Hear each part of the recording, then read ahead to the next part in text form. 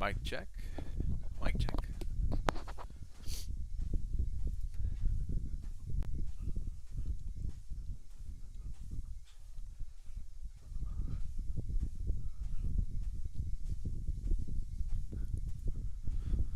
What is going on, traders? Just another day in paradise here as we stop out of this short attempt here at new highs. Trading the NASDAQ today on the stream.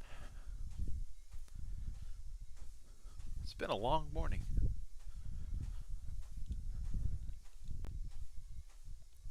But I hope you guys are doing well.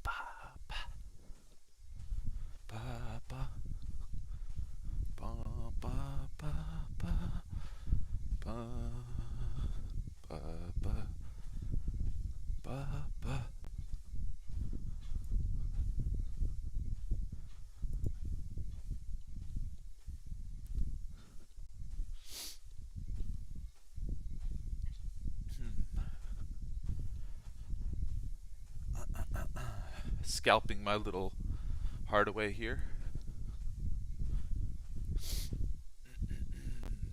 Around this volume node.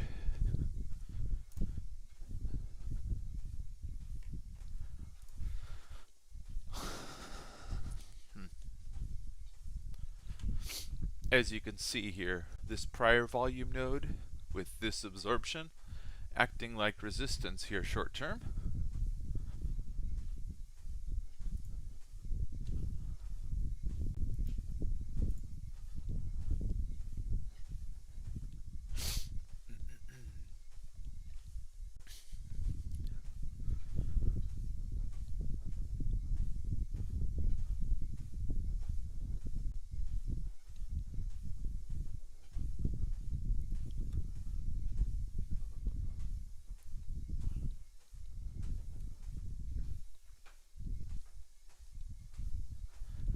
Little liquidity below us here on the NASDAQ. We've got about 80 contracts at 86.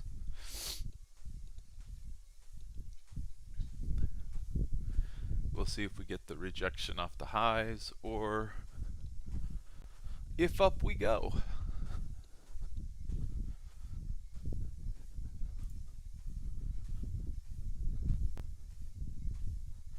If we take out 86, we'll probably take a little ride here.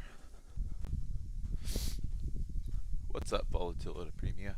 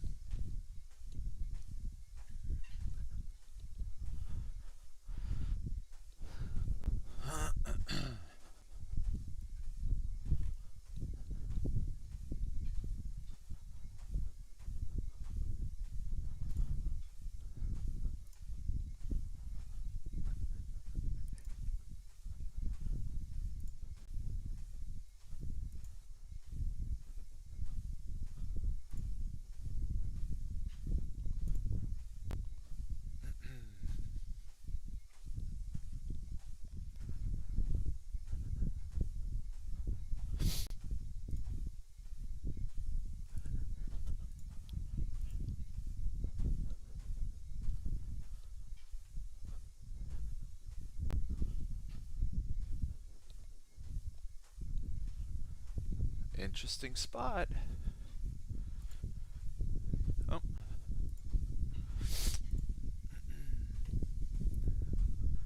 I'm your neighbor. What's going on?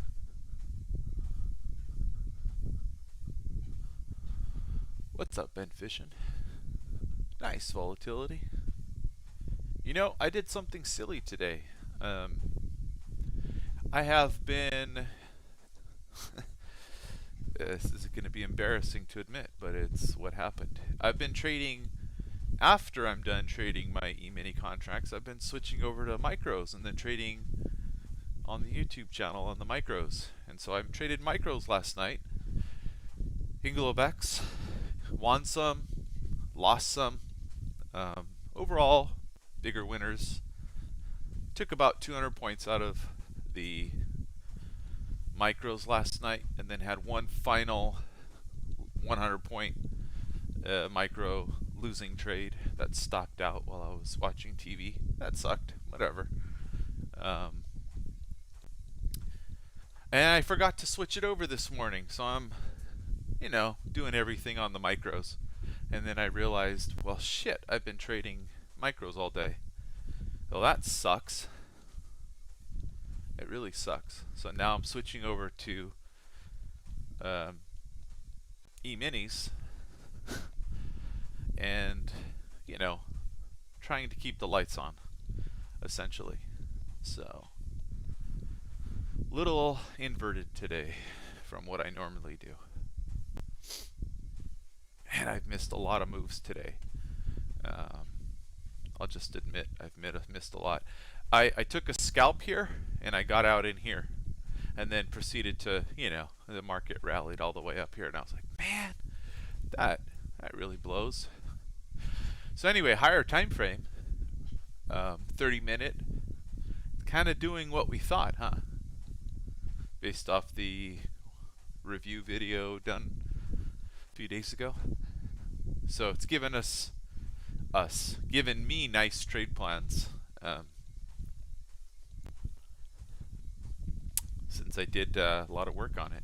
And so now here we are on the 30-minute, gapped up today, retraced a bit, maybe half gap today, and now we're rallying back up above the stop zone. So we've got a stop zone above us right now. So I might be scalping a little short on new highs, but this market looks to be holding up and trying to test higher. So at some point we need to flip and start scalping long. The question is, when do you start doing that? And it's coming pretty soon here. We're above morning highs right now, or opening highs. This is 30-second on the NASDAQ here, opening VWAP, 30 seconds. This 12,494, so we're right there. We're starting to rotate up-o. Up, up, up. So you need to start thinking about, right now we have equal candles, but you need to start thinking about breaking highs. So do we have bad location? Potentially, yeah, we do. But we've got to give it a few tries here. That's just where we're at. We lose money, but the bias has to change at some point. Come on. The algos are fighting.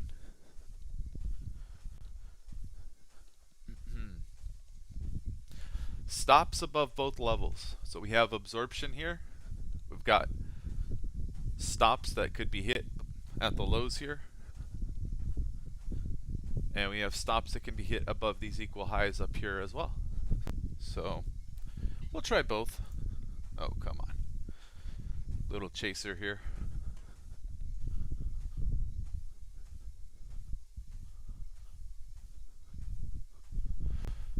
I'm your neighbor. Well, I live in California, so you are my neighbor, my friend.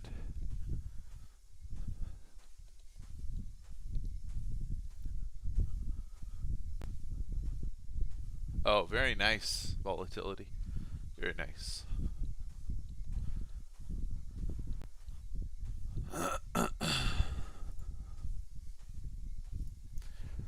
Ba, ba, ba, ba, ba. Ba, ba, ba, ba. Let's take a look here.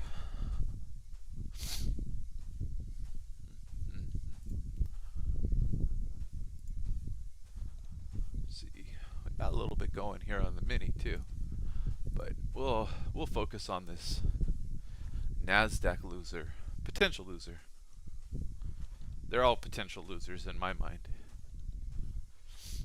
Positive thinking never made me any money. What? Just accept the risk when you go into the trade. Russian, oh, they're talking about Russian defaults. JPOW, yeah, 2 p.m. So in about 24 minutes. JPOW coming. JPOW coming to POW. Give us the market POW.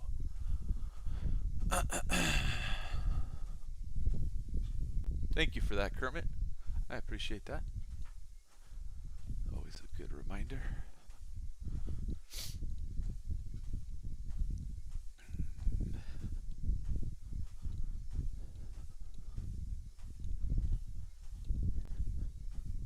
I'll be happy if I take out 500 NASDAQ points today. Is that a good attitude to have? To say, I want to make X amount of dollars? What do you guys think? I'll be happy if I take out 500 NASDAQ points. Just curious. I want to know what you guys think. Yo, Chirp Tone. Yo. I agree. No, it's a bad attitude.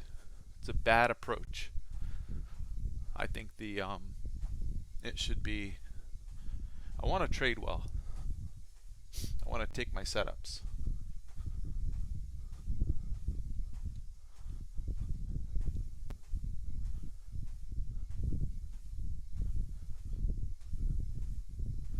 Yeah, I've been fishing. I agree with you.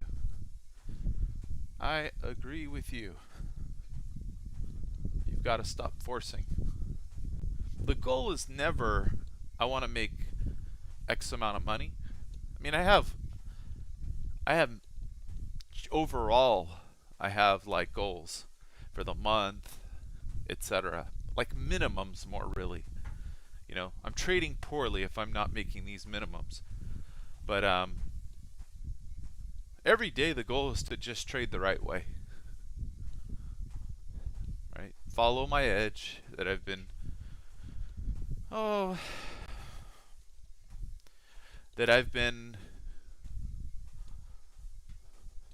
following for years and trade the right way. That's it. And if you have edge, then you come out ahead over the long haul. But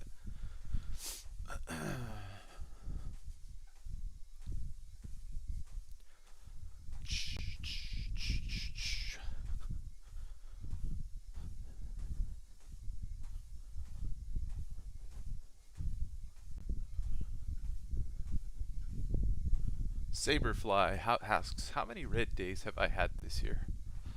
Under 10.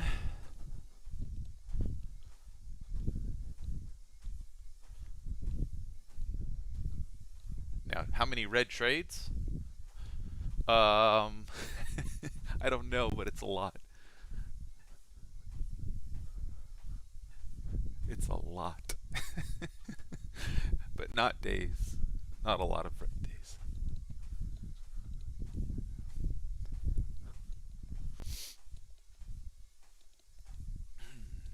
How about you, Saberfly? How many red days have you had this year?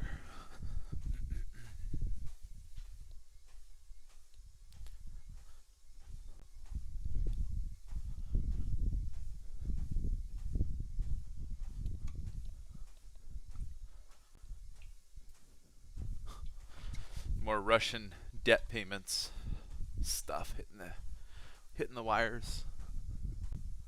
a bunch of nothing, really.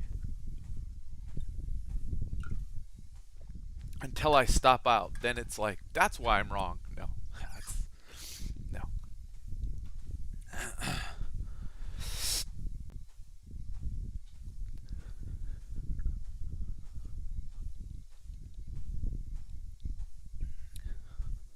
You'll get there, Saberfly.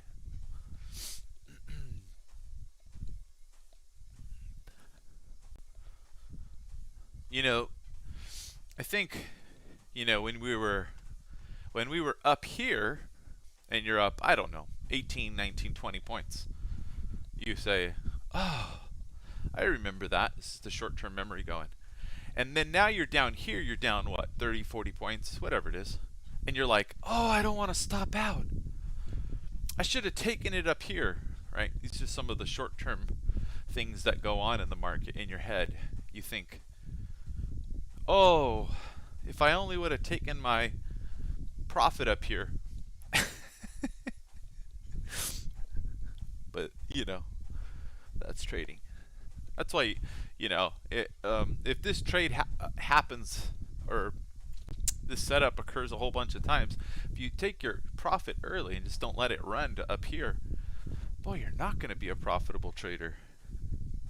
To me, well, maybe I'm chasing, let's see. To me, this actually looks better now. We'll see. Some short-term volume built right here at 490. Now, if we pop above, we're likely to go a little bit and come out the other side. A little bit of here. Let's see.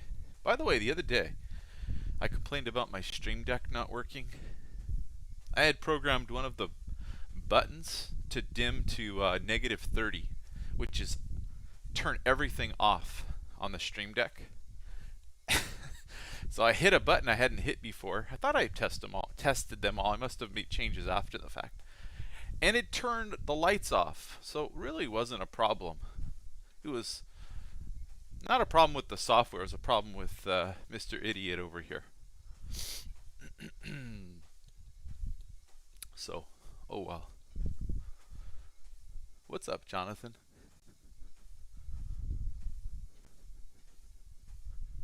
Legoland, cool. Been fishing. The weather's nice, but depending on where you are, the people aren't so great. And it's expensive. And depending on where you are, the air quality isn't so hot.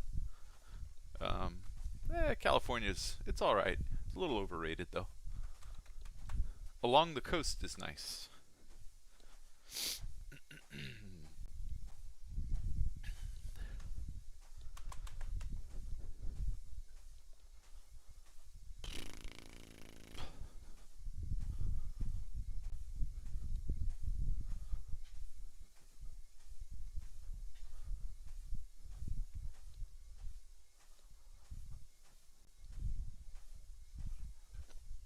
But maybe a nice place to take vacation.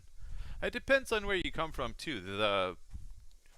Traffic can get pretty nasty to deal with. Again, Bay Area and Los Angeles. The traffic is just nasty. Now San Diego, I lived there for a little bit. People complained about traffic who grew up there, but from somebody who has dealt with worse, I didn't think the traffic was very bad in San Diego. 15 minutes until J-Pow. What's he gonna say? Something bullish or bearish? Warren Buffett has been buying stocks on this whole decline. Warren has been loading up the boat. What? Typical Buffett. Oh, look at the skip strike there. That was interesting.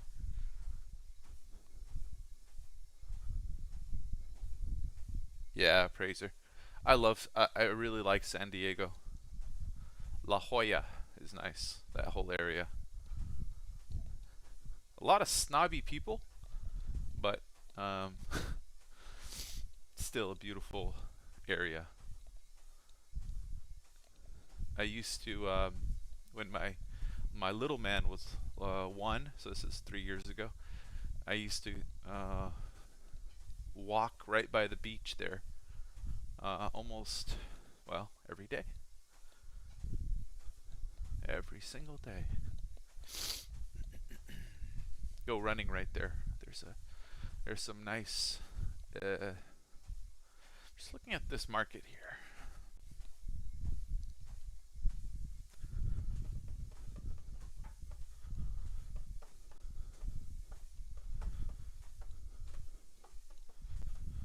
Yeah,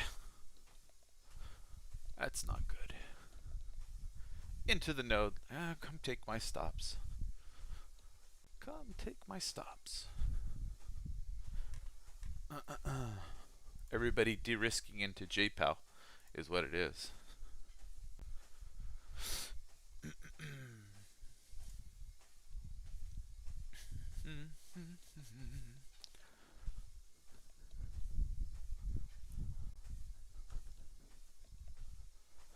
All right, attempt number 2. You know, this candle here has no wick on the top. Watch us go get all the stops above 93 right now. Thump, thump, thump, thump, thump.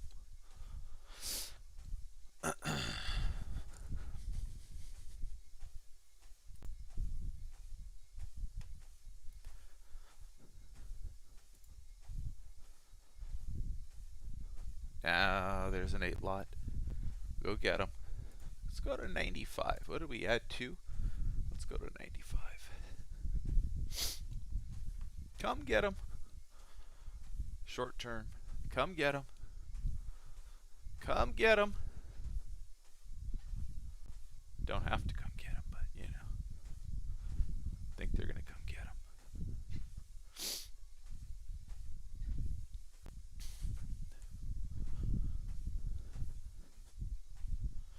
You know what? I just realized you gotta go move your stop up. There you go. Because what we entered here, now our stop's 1R.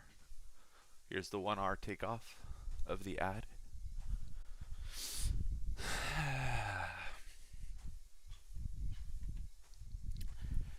Gonna move all this stuff around, you gotta do it the right way, I guess.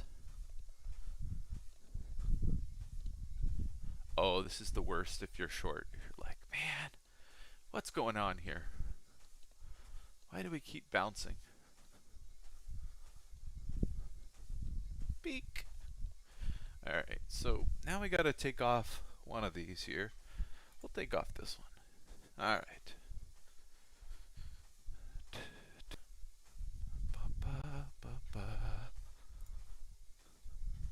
Wait, do we have too many? Yes, we do. We'll take off one in the middle. How's that?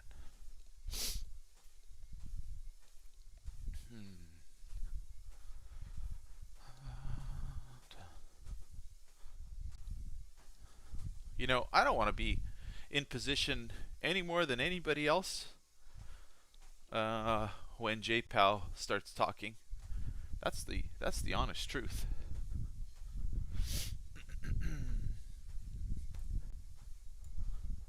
That is the honest truth.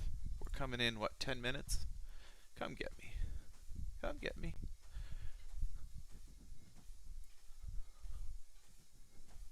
Come on. There you go. One more.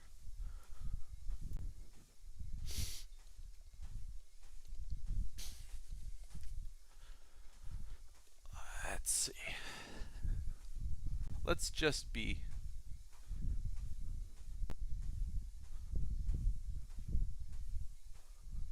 Gusa says, hey, I have a question. Your order flow is not the same what you upload in your video. I don't know what you mean.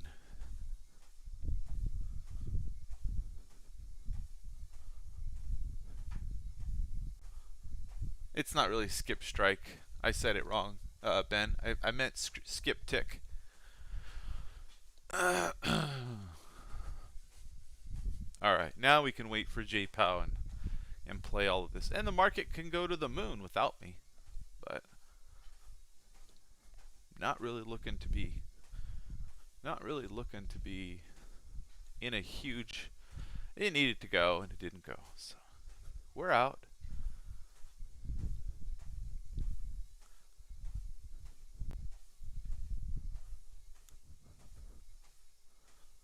Besides volume, you mean? Are you talking this right here, the deltas? R Lacey?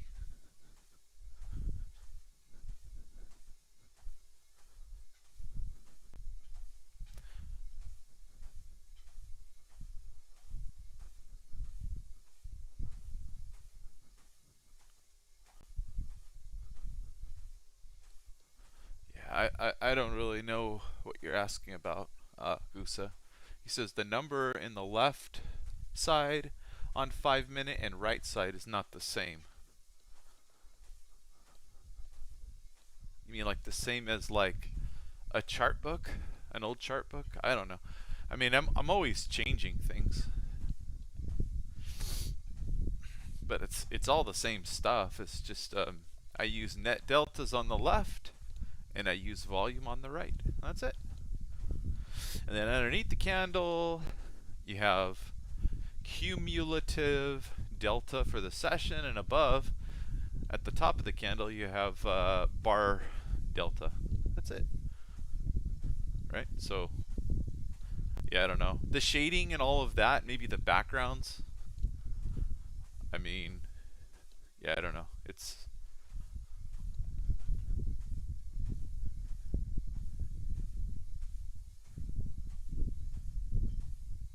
I think he's talking about the visual. Yeah.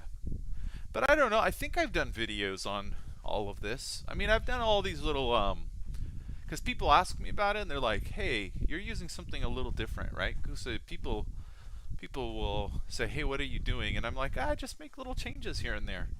So, like for example, so let me address R. Lacey's question, which is, how do you get these net deltas? You just go into the volume by price steady that you use for the volume profile, and then in the settings, what you'll find is, do you want to display the text at the base of the volume profile? You say yes. And then what do you want to display? You can choose volume, you can choose deltas, which deltas are just ask volume, bid volume. It's either ask minus sign bid volume, or it's ask bid volume difference. That's it.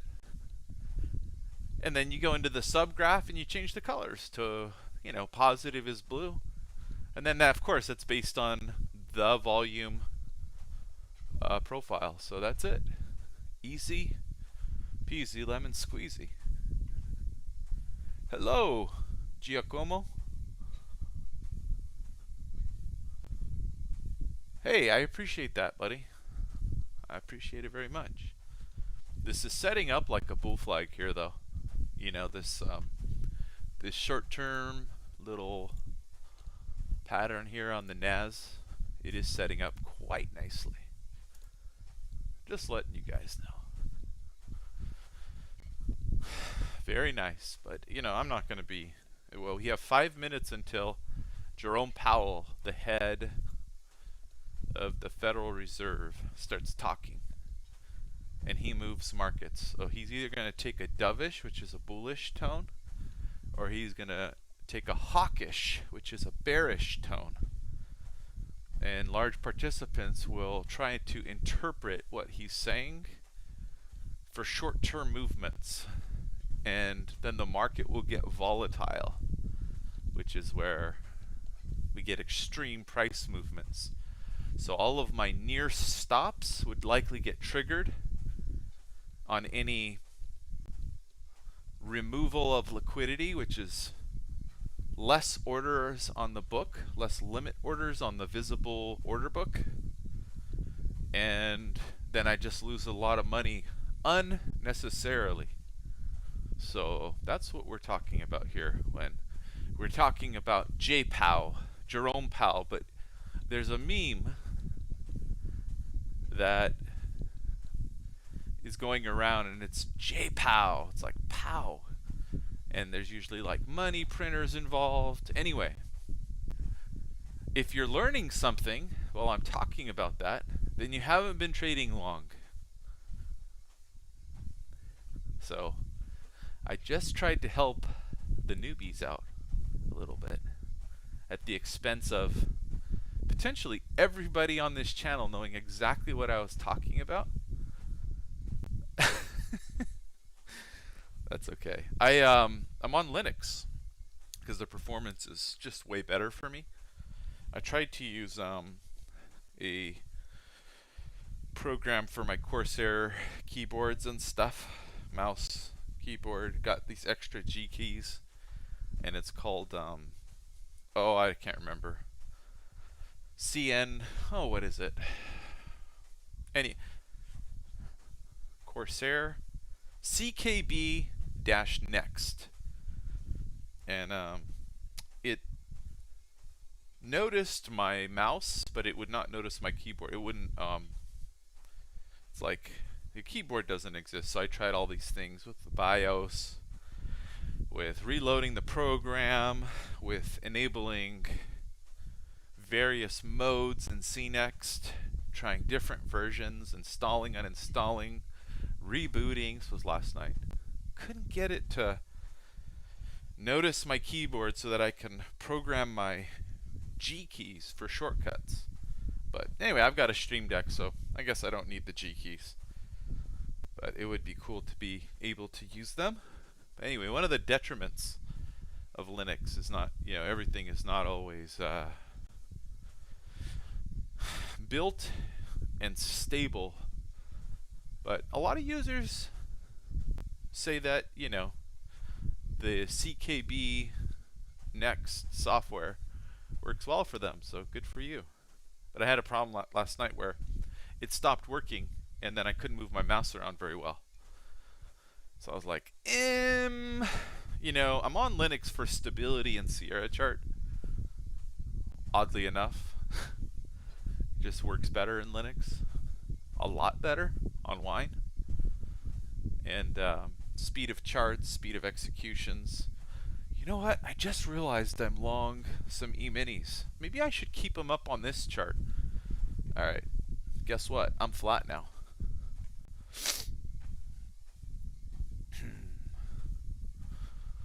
I hit the flatten button just now on the E-minis. Market sweep, maybe. Did you see it? I bet you Dirk noticed. Anyway, time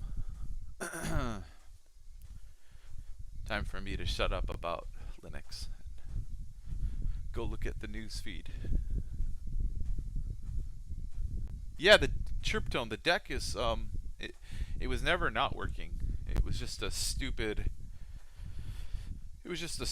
mistake on my part. I programmed in one of the buttons to dim the whole Stream Deck. I left it in there. I remember I was fiddling around with it late one night, and I thought I went through and I tested all the buttons, but I must have made that change after the fact, right? The buttons all worked, all the shortcut keys, the hotkeys were right in Sierra chart. They all did. I know I tested all of that. They all did what they were supposed to do, but here we go. Gosh, I'm so glad I flattened the E-mini here. In a second, I may not. Okay, let's go see what JPal's going to say. Forgot to plug it in. I'm your neighbor. I don't know why Sierra chart works so much better on Linux. I have no idea. I just think Windows is a POS. Piece of dung. Piece of doo-doo. Piece of caca. Because my Windows is all stripped down. This is a trading computer for me. I mean, I don't game on this thing. It's just all trading. 64 gigs of memory, decent. I've got a nice processor in this thing. I mean, it's not, bunch of monitors, all kinds of fans and cooling. It's a nice PC, you know. I bought it from Origin PC. And I configured it well. It shouldn't lag. So it's just I don't know. Windows just doesn't like all these studies and stuff, whereas Linux just doesn't even care when I'm in wine. It's like, yeah, you want to put 100 tick studies in to your charts? No problem. We'll just handle it and process it all. So I don't know. But you know, Sierra Chart says don't run it on Linux, so don't run it on Linux. Because they're not going to help you if you have problems. So my suggestion is don't run it on Linux while I run it on Linux. And the only reason I say that is because somebody starts, you know, installing Linux and going, Mike, it didn't work. I'm having problems. Help me. I'm like, I'm not going to help you. I don't know anything about it. I'm a Linux newbie user. So let's see. Let's see here.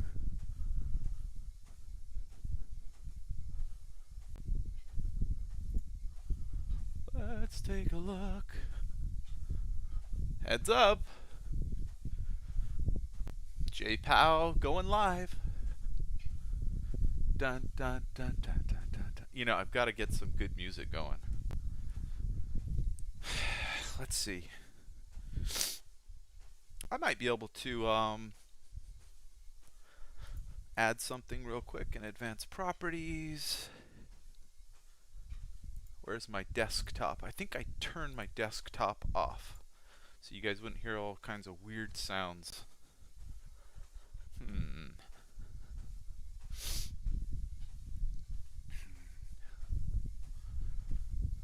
I would not mind playing some AC/DC right now. Thunderstruck. There's some great remixes out there. You know, I'm gonna go turn it on for myself at least.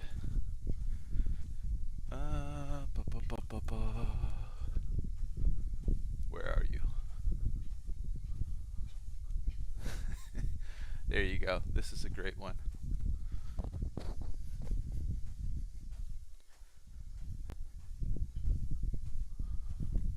Alright. It's this one if you guys want to listen to it on the AC/DC. The one I like.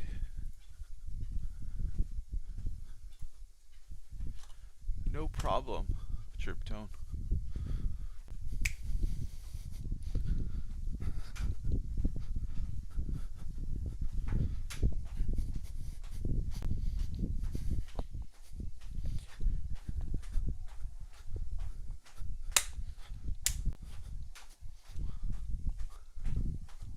If your music, sorry, I'm yelling because it's turned up.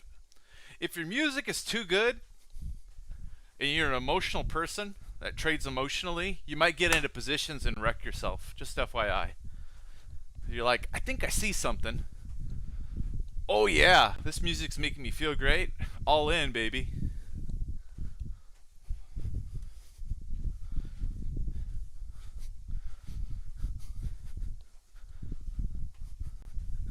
Alright, let's see what JPow's saying.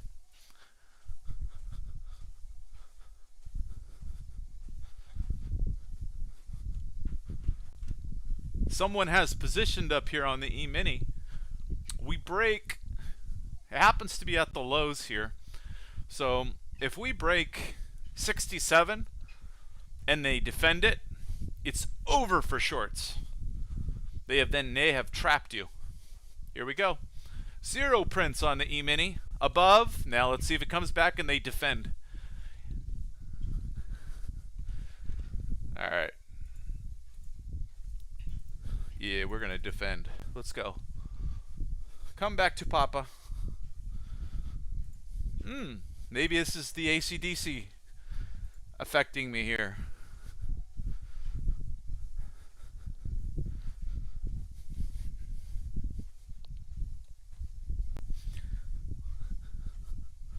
$50 lots at 66.75. Is that enough to hold the market up? No. So let's see if we get a pullback right up here into 67. and we ice it up. Let's see. Or we just spit it out the other side right here and find stops above 73.5. It's fairly unfinished auction up here, guys.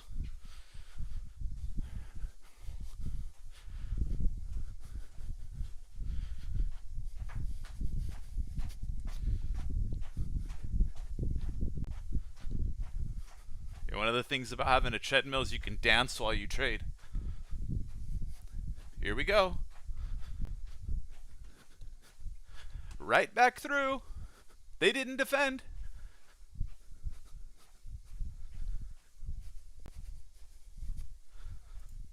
It's a wide range. Let's see.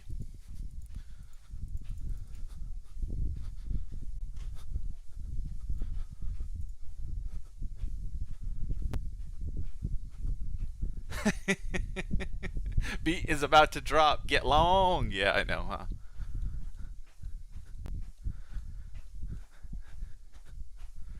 I stopped out of the E-mini trade for a loss. It's all, hey, you gotta just admit you're wrong.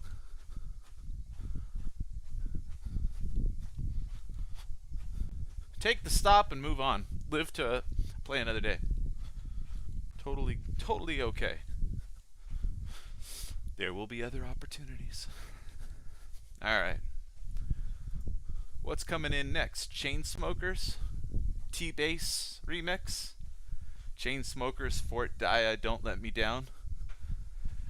YouTube Music thinks it knows me. It does.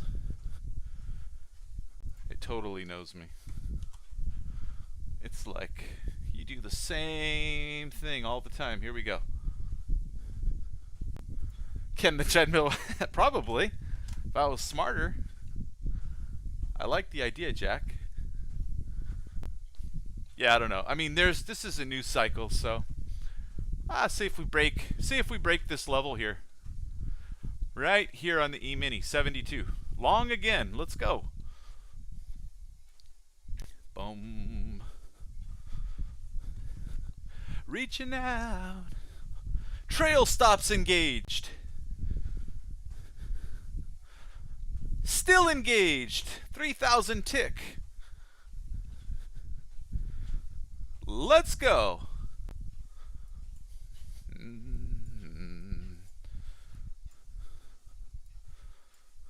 You guys don't know how I roll. Let's go. Yeah, buddy. Check it. Look. Pay me, bitches. Alright, sorry for the language. I will take as many chances. Alright, let's stop out of some of this. Oh yeah, lock it in. 130 points, let's go. Lock some more in.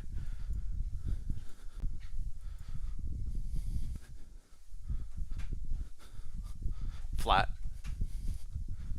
Why? We're on support. Look left. We fail here, it's a look above and fail.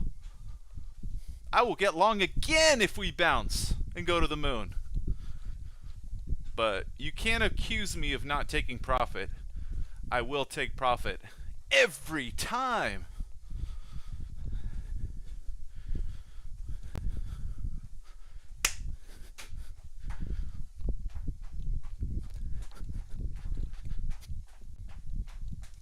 It's like a dance party in here right now for me. If you guys were on Discord, you'd know that I'd always play Chainsmokers, Don't Let Me Down, when I get MFing long. Like every single time. So for those of you who have traded with me for over a year in the old Discord that doesn't exist anymore, you would know. That's why I said what I said about YouTube. Oh, what a reversal. Look above and fail. At what point here do you get short? 800 contracts on the ask.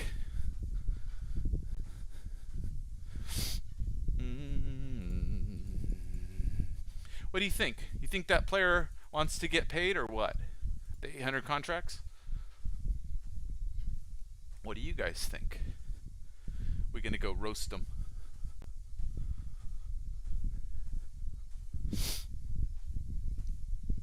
I'm at 146.35, so whatever.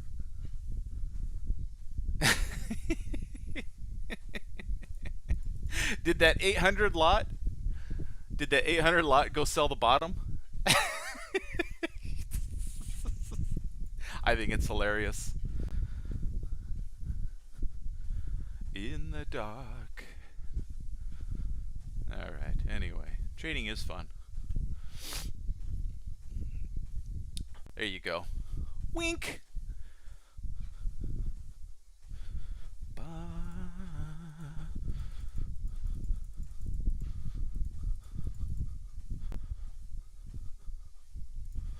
You guys want to know where I'm at?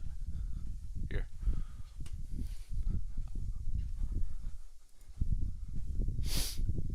That's where I'm at. I'm short. I'm short from 74. Whatever. I'm not going to show you guys what I'm doing. Hey.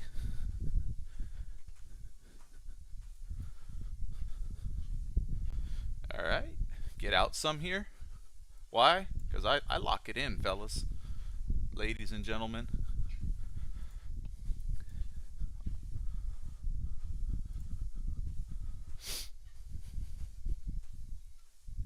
Flat.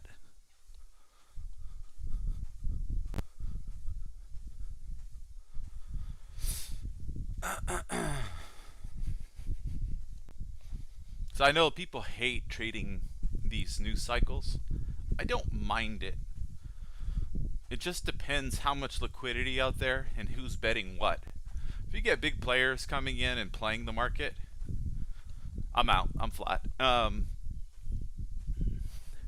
It might be the greatest look above and fail ever. But we're essentially back to where we started. So, no thanks. I might look like somebody who left a lot on the table here in a few seconds, but we got icicles here, 40-60.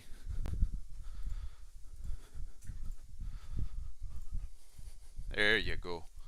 Come get it. It's probably short covering down there. Big ticks, negative 3,500. Oh yeah. Let's go.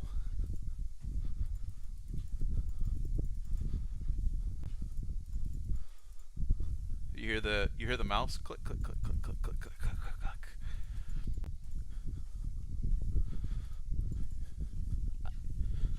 Can't keep up with my own scalping here practically. The mouse is faster for me than. Here we go. Come on, let's get out of this long. Let's go.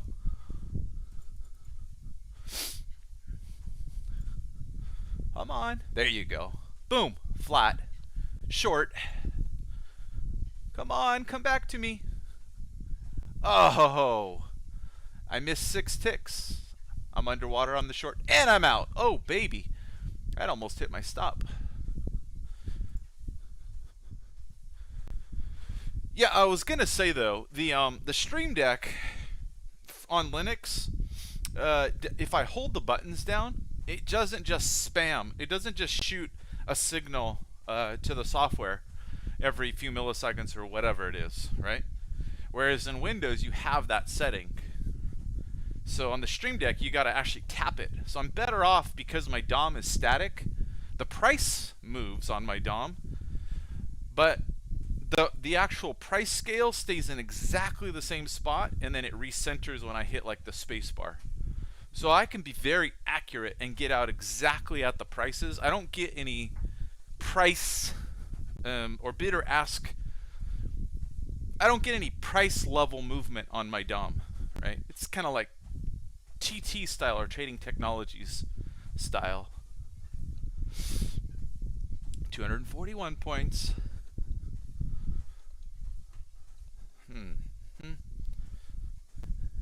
Let's go.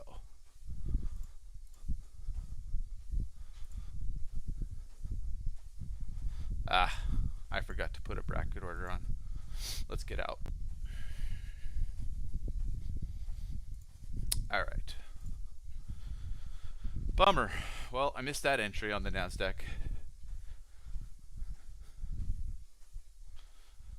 Damn it. They're like, what are you talking about on the NASDAQ? Here, I'll show you. You see this? That is a whole lot of absorption. So some player, they're going to try and get paid by coming back into the middle of the range here. So let's just see. They're trying to get paid here. They gotta market buy a little higher. And then if price holds up below this low here, then the shorts start getting out. Then they can get out of their longs.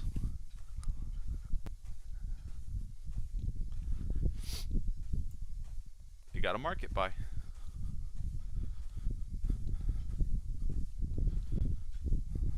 Ah, interesting. There we go. They're buying against them.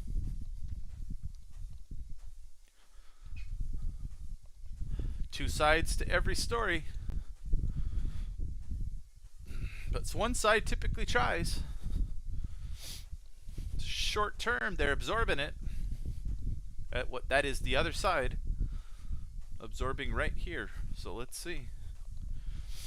Again, I postulate if you're long here, you got to market buy through this zone to try and get paid. But right now they absorb this.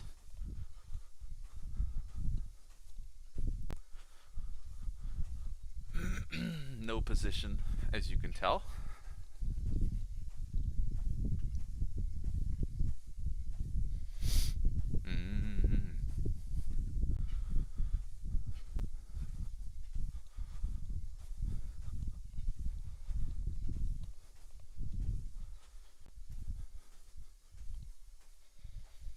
You know, a lot of trading is like chess.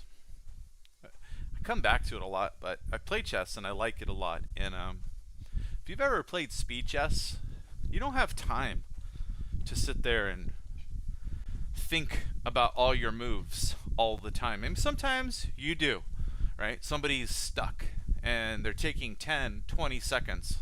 Depends how long the game is, right? They're taking 10 or 20 seconds and you can sit there and think about your moves. But sometimes it's just boom, boom, boom, boom, back and forth.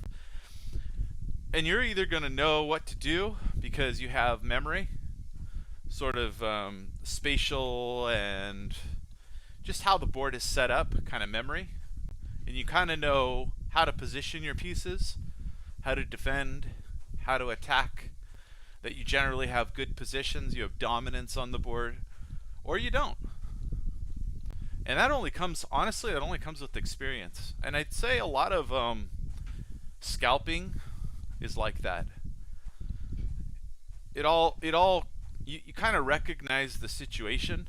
This is in fast, short-term trading, or you don't. Now, after the fact, can you talk about it? Sure. You should be able to. But in the moment, it's incredibly difficult, if you're good at it, to sit there and talk about it, because the market moves way faster than our mouths.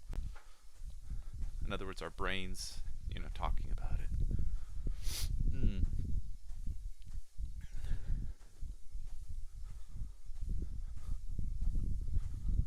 Hello, Pierrick. Ben Fishin asks, in America, can you be long ES and short MES? Ben Fishin, go look on the CME. I think there's a technically right answer, and then there's a can you actually do it answer. The answer to can you actually do it is yes.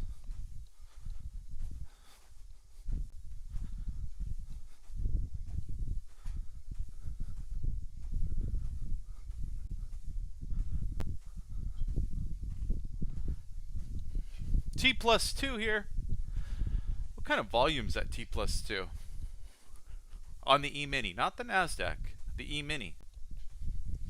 Anyway, I gotta turn this music off. It's distracting. I think I'm talking too loud because of it.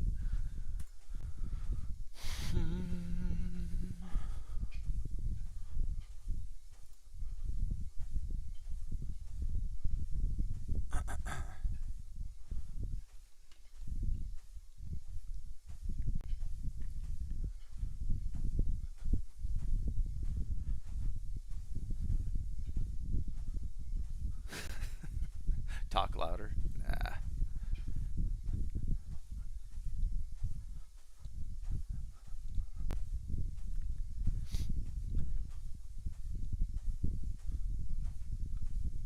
Oh, you can't hear the music at all? Yeah, well, I have my desktop off. The problem is when I had my desktop on in OBS in Linux, it did a weird feedback thing that it doesn't do when it's in Windows. So that's why I have it off and you guys can't hear any music. Otherwise, you know, to hell with getting paid a few shekels for streaming. We'll just put some good music on. But once in a while, if you turn decent music on that is copyrighted, they'll just shut down the stream, or they'll warn you and say, you're about to get shut down. Big ticks to the downside here. Big ticks.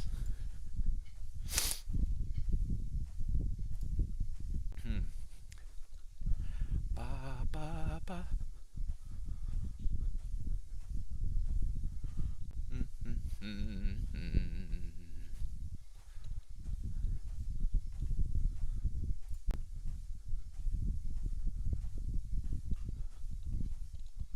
Let's see if we go absolutely pillage under NASDAQ settlement.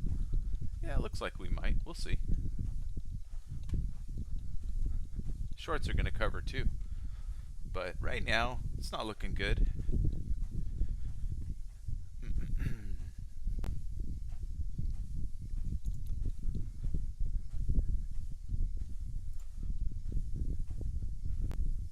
But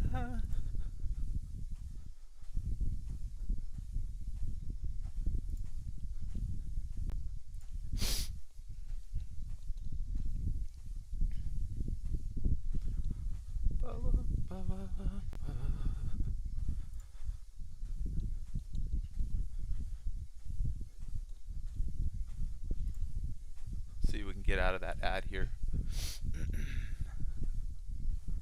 Come on. Oh, not working. Short term not working. There we go. All right.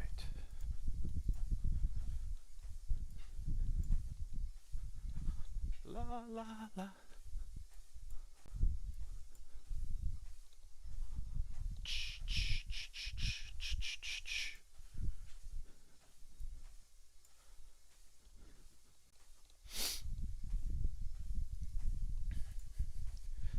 Manage the trades. Get in and out. Oh yeah. Well, T2, look down here on the NASDAQ, the thing that I'm actually trading. There we go. Oops.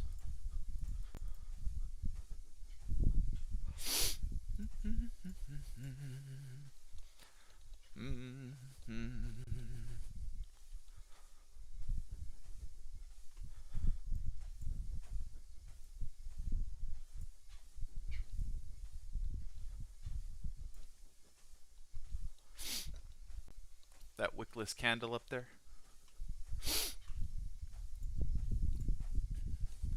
Let's see what they do. Thump.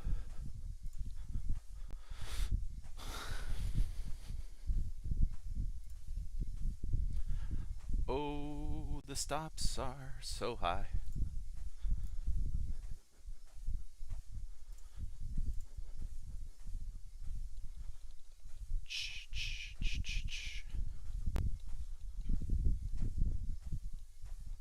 Man, that stinks.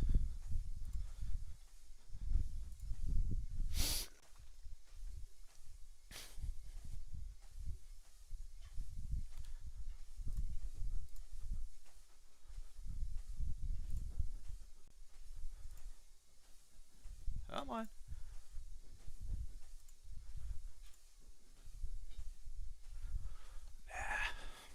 Holding up here too much. It's gonna pop.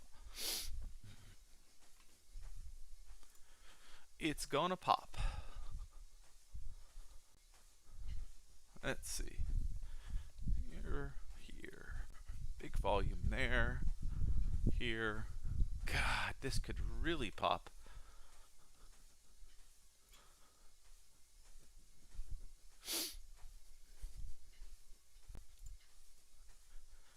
And 175 lots up at 79 on the NASDAQ here. Interesting.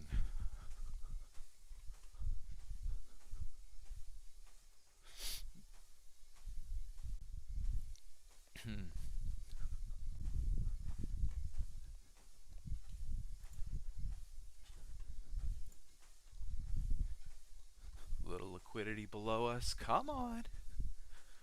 You got this.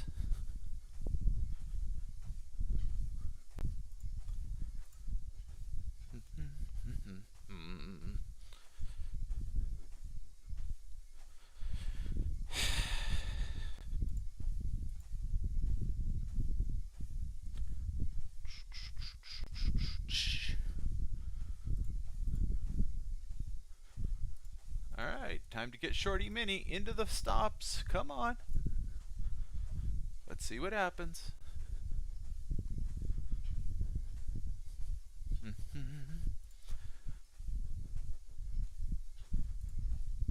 Alright, let's go back down on the E-mini to 54s. Come on. Come to Papa. There we go. 55s. Oh, you're really not going to let me out? F you. That's jacked up. There you go. Come on, 54s. We shorted 57s. Let's get out 54s. Come to Papa. We're liquidity. You just come back. 55. Come on. Now we got liquidity at 55. Oh, yeah. You're a target. Bing. Bing. 54. Let's go. Bing. Bing. All right. Flat.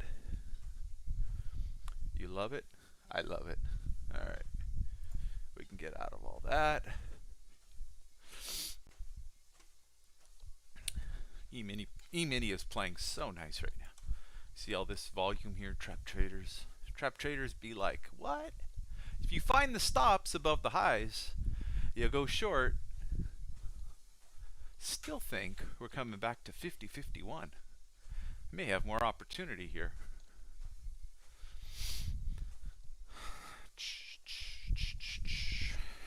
All right.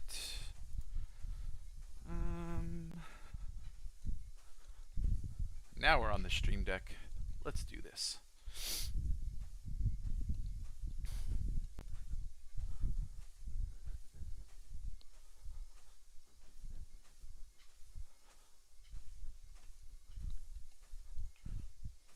Absorption here on the NASDAQ coming back in. Might bounce a little right here. But the fact that we absorbed it and are now finding momentum, it's now the longs term for some pain. So, yeah, maybe get some stops. Come all the way back down. Who knows? Here's the little bounce off the node. Can you scalp it? Sure you can. Sure you can. Oh.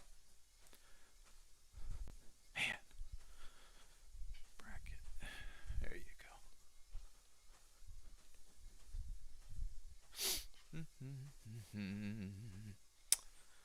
Man. Not the direction I wanted it to. There you go. Come on. Come on. Back up.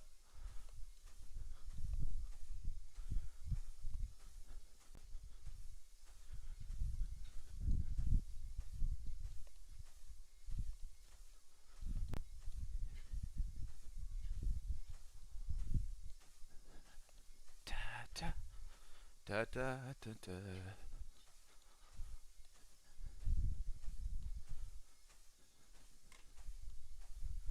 Here, let's try this.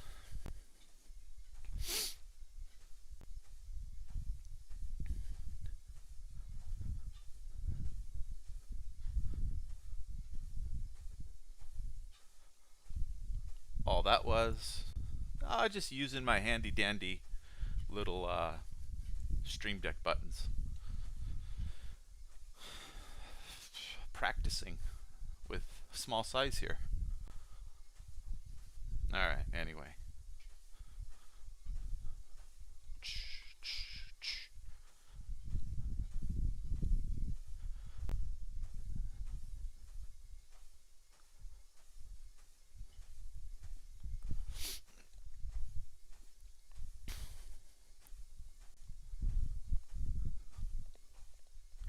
This will be the loser.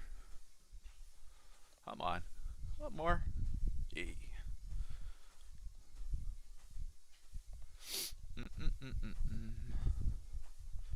Into the volume node.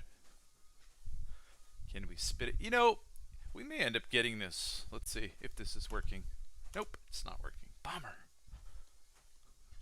Nope. Here, we gotta get this thing on. Alright, next. Get out. Alright, now let's try this. Yeah, there you go. We may end up getting this move like this, and then it does this. We might. It's the normal. So, maybe in a little prematurely. We'll see. Oops.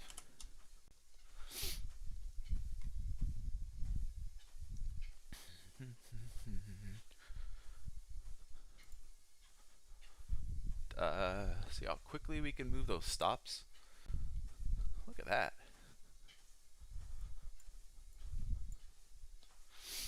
Either goes or it doesn't. We got 38 on the bid down there at 409. Let's see. I am a fan of this going and getting stops first.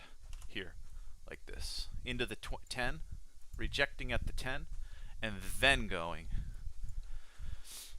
But I already have my thesis about where we're going. So, because of that, you got to take a chance and be willing to be wrong. Put a trail stop on it and call it good. Right now, equal lows. See that? Oh, shorts are still wanting to cover. So let's see. Clear all that. I need to turn that grommet on as one of the auto. I think Grommet MP or something. It's a screen marking software in Linux.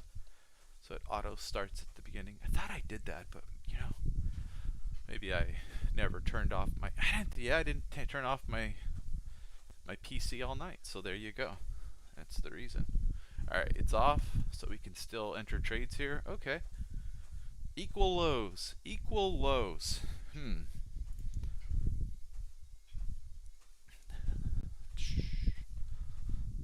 Come on.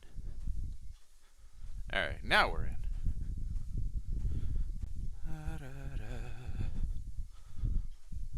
Try again. Try again. It goes or it doesn't. Oops. We gotta get rid of this one here. It goes or it doesn't. Peekaboo. Is it gonna be a peekaboo and back in? That's okay. Give it a shot again. Nope. Back into the range. You're like, what? How many times are you gonna get shaken out? A lot. A lot.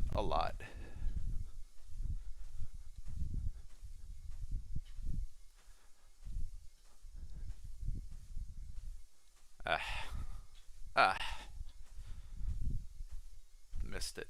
I missed it on the retracement.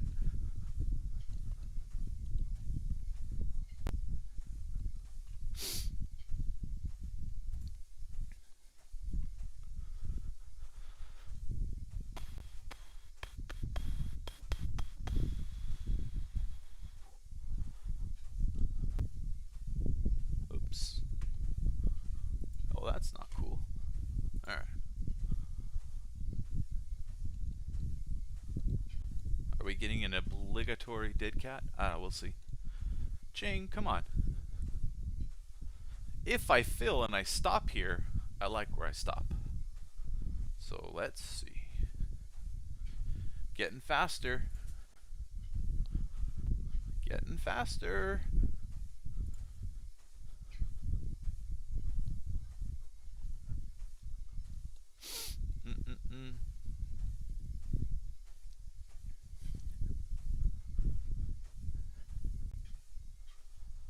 Come on.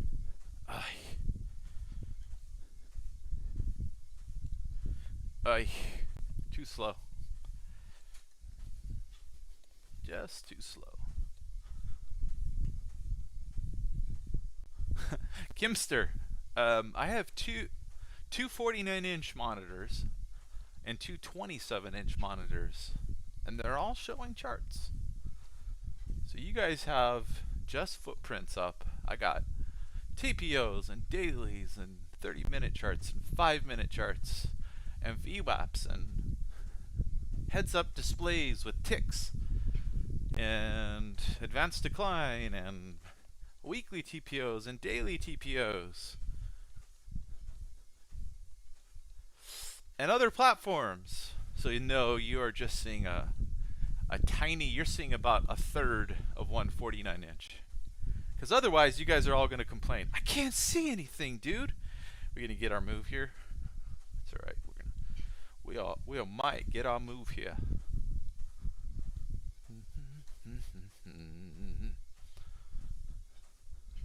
Come on.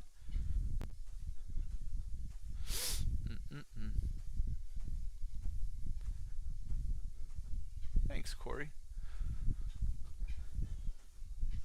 That's a nice thing to hear, but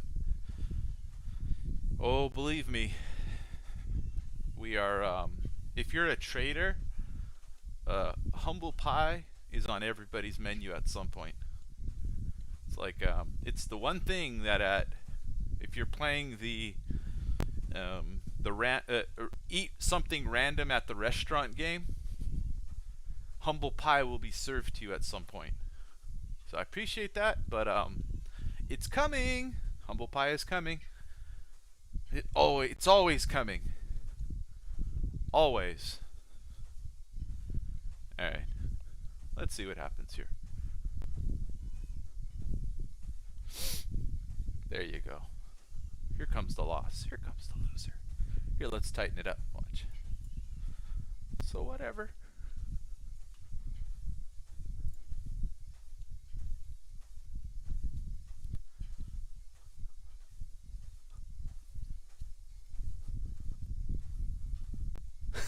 Yeah, humble pie is always lurking around the corner. That's right. Always. We got 0 prints underneath us too, so you know if we come down right now, we're gonna go all the way down to the zeros. So I am counting on getting above these highs right now, but if it doesn't go in the right order, then well, we're out. It's a timing thing here.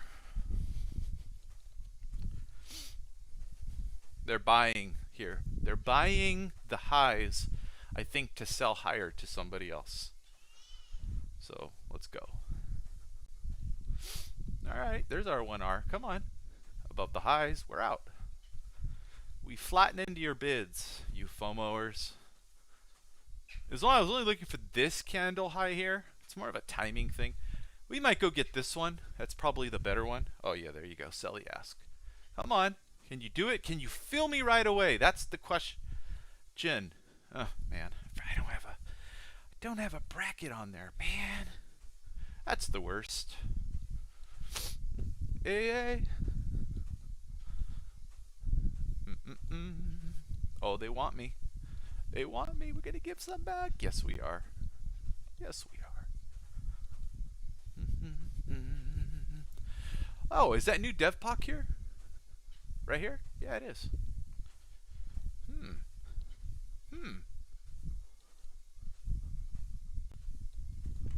That's interesting.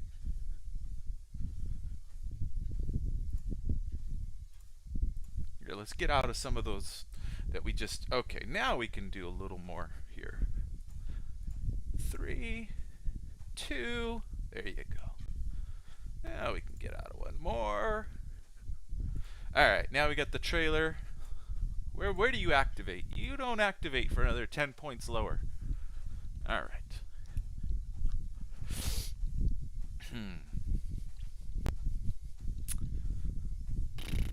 Bounce point right here above the highs. Bounce point. Now if they sell through, longs are screwed. So give it an opportunity here. You're like, well, why don't you just get out on the bounce? Well, I don't know the future. So we'll put it up into the meat here of this volume that just built out on this side.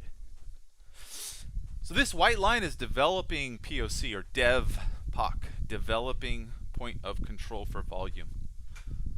A lot of people put a lot of import on it. I don't. It's noise. I think typically people who can't read short-term price action well on footprint, they like to call things out like dev POC here. Oh, value area high here. Ice here. Like, what does that mean to you? Did the ice, were they covering a short? Were they going long? Well, it's just information. Well, thanks for the noise. That's what it is. It's what it is to me. So dev POC, oh, what does that mean? Tell me dev POC is migrating up. Therefore, I think value is migrating up. Therefore, I'm bullish. Have a pointed thesis to test against. Otherwise, your opinion helps no one. Anyway, we're going to get stopped. We're oscillating up, so why shouldn't we go a little higher? That's why you have your chart refresh rate nice and high. So you can see these oscillations in real time, right? Can't do that on Windows all the time. Hey, we're at 300 points. Let's go. 6 grand on the NASDAQ. Come on, let's go. Chirp Tone says, do you have any vids on footprint? Oh boy, Chirp Tone, of course I do. I've got all kinds of videos on footprint, my friend. You know, I think I'm close. After today's live stream, I think I'll have 100 uploaded videos.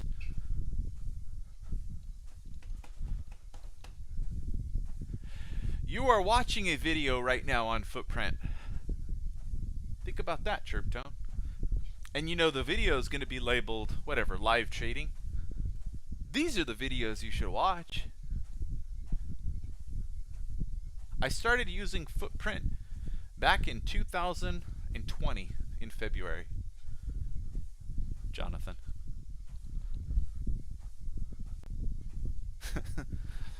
I'm a little sassy sometimes, Chirp Tone. I'm not trying to offend you.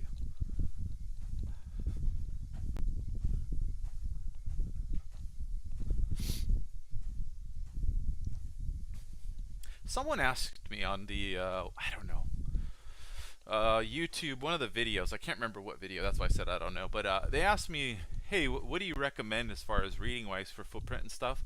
And my answer was something like, I looked up something technical on deltas and read a bunch of technical stuff, and I prefer to read something technical, understand what it is I'm looking at, think about it, specifically how would it apply to my own trading, and how would I use it, and just ask those questions until I could come up with a few pointed ideas, and then I'll go watch somebody else's videos. So I ended up finding footprint because, you know, perusing Sierra chart, numbers, bars. I'm like, oh, that's cool. So then I read the technicals on the study. Oh, okay. Delta's this. And then I read all of Sierra chart's definitions back in February 2020. I was like, oh, cool. All right. I think I understand what this is. All right, ask volume minus bid volume. All right, if it's what is ask volume, you know, like, you know, you start going into Sierra charts definitions. Okay, ask volume is volume that transacts from people initiating at the ask. Okay, so it's showing aggression from those willing to cross the spread and hit asks, right?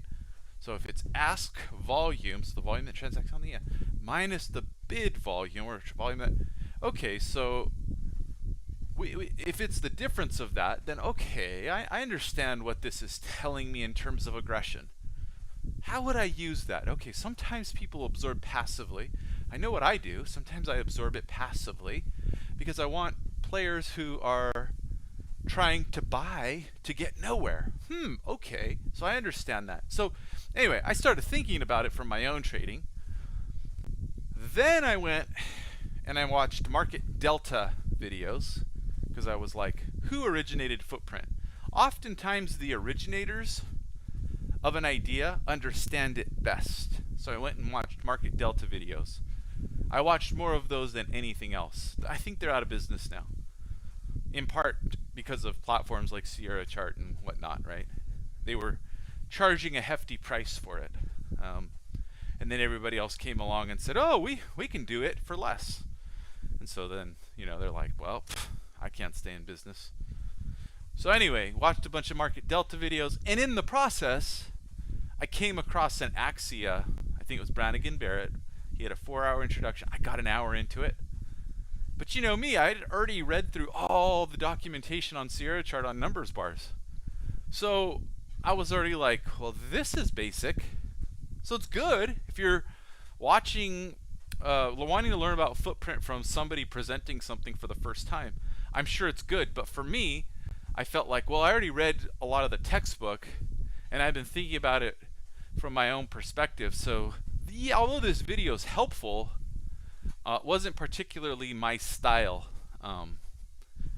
So I turned it off because I just didn't really appreciate the pace of learning.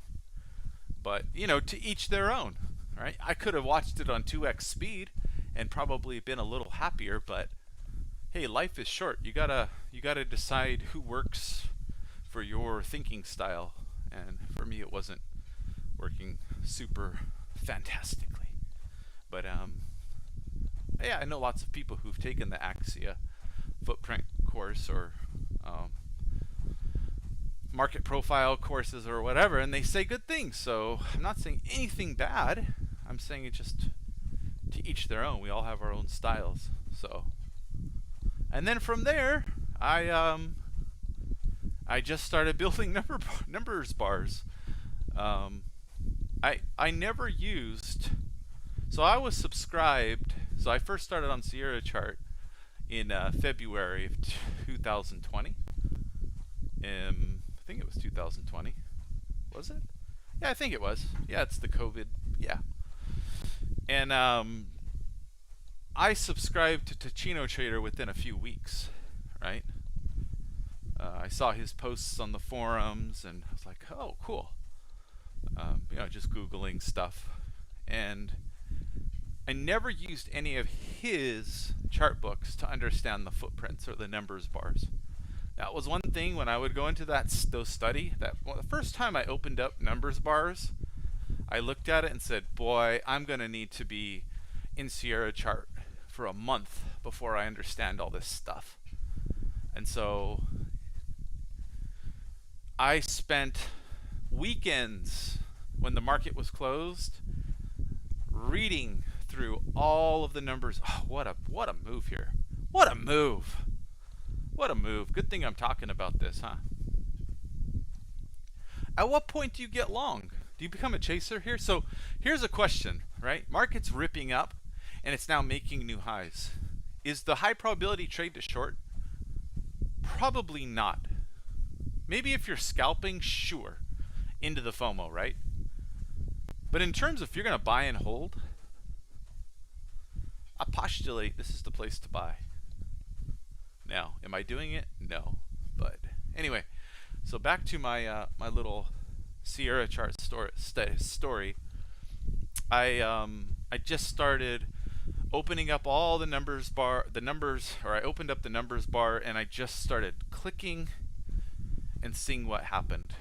And then if I didn't understand it, I go hit that little help button and it takes you to the study descriptors, and I just kept reading, and then my brain would hurt, and then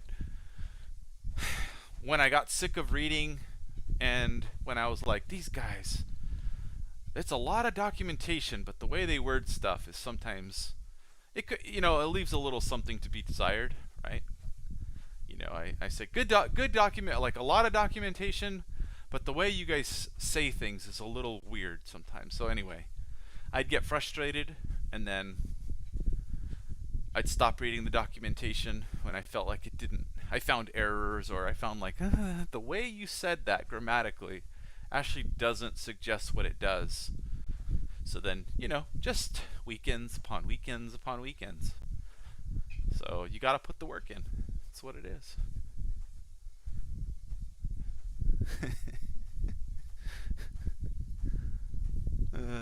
Yeah. Anyway. Appraiser guy, yeah, it is. It's like an x-ray into the candlesticks, I guess.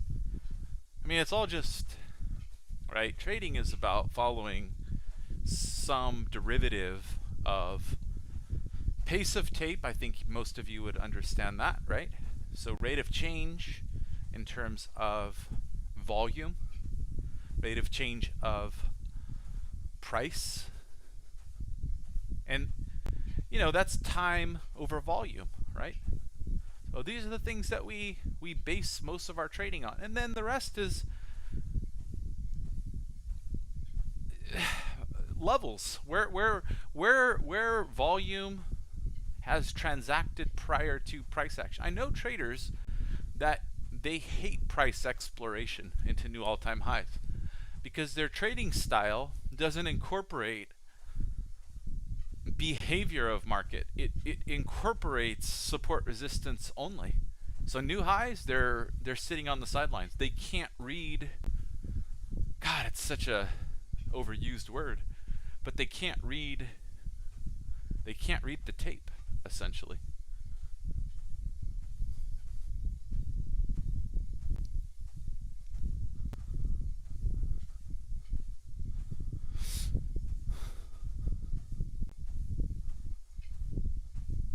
Yeah, slow and sure, slow and steady. Slow and steady.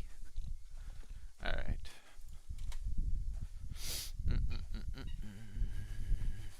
Oops.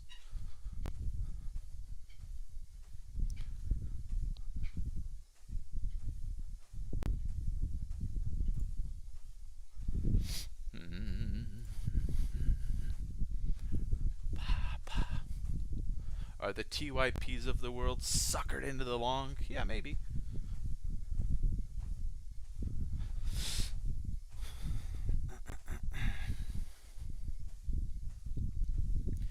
Maybe, baby. I want it all here, right now. Yeah, who knows? Looks like we're going to get a shakeout move here, though. We'll see. Big volume node built up here. And the sweep on the E-mini. There they went. Looking for stop. Looking for stops. They're hunting. They're trying. But the algos immediately turned on. Immediately.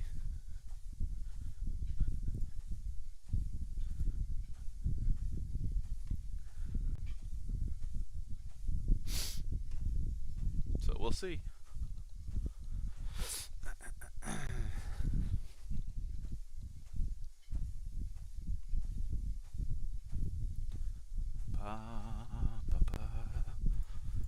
Oops.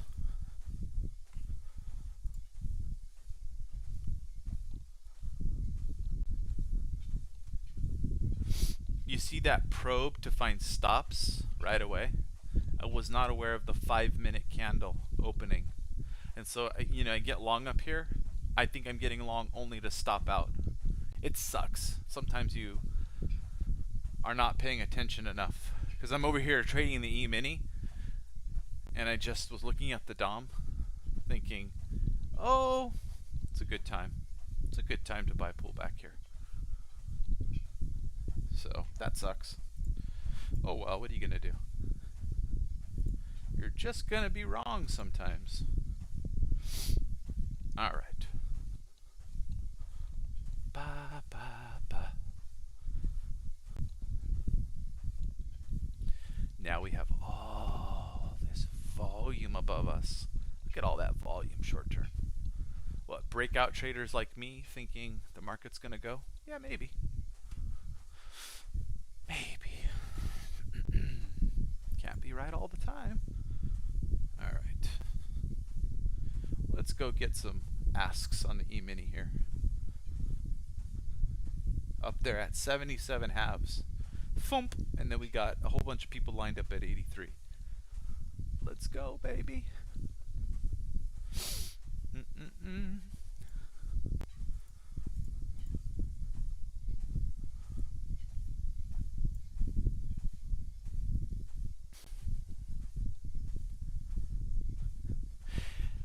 And I postulate you have a big volume node like this, you have to absolutely hold a position, because if we now rip above this volume node, you will have a big ass winner on your hands. So I know a lot of players would say, well, you added here, why don't you just get out 1R here? No. This is one of those scenarios that the patient trader wins. If the market moves above the volume node and all of these longs are right, the bigger players are right. So you gotta know when to hold them, know when to fold them. And in this case, this is when to hold them. Let's go, E-mini. Alright, let's get out some of the E-mini here. My E-mini positioning was better than my NASDAQ positioning. So, de-risk some at 77, E-mini. You're like, but it's the same trade. Why would you take off on the E-mini? I guess it's location, right? Location, location, location. Right? You're taking off into 1.25 Rs. You're like, but Mike, I tell you, I just always take profit. I'm willing to buy back higher. I always take profit, especially on the E-mini at a certain level. It saves my bacon, keeps me profitable.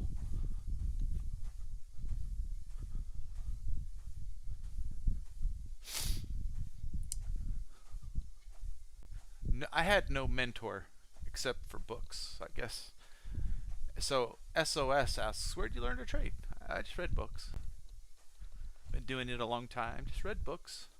Made a lot of mistakes. Saw what works. Saw what doesn't. Tried to learn from my mistakes.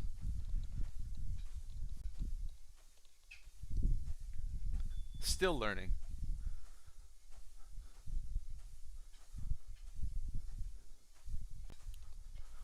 Yeah.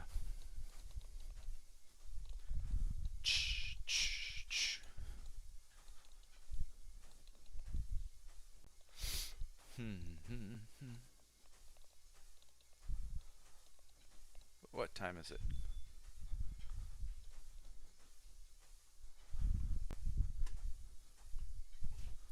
I'm out.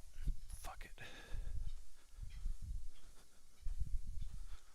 I don't like the noon candle change. The hourly, it might rip up or it might rip down, but they're gonna get my stops to the downside right here. Little things. I can always get back into this trade higher, and I might. All right, Gusa, have a good one. Here's the hour change here, 3 p.m. Eastern. Get a little bit of movement.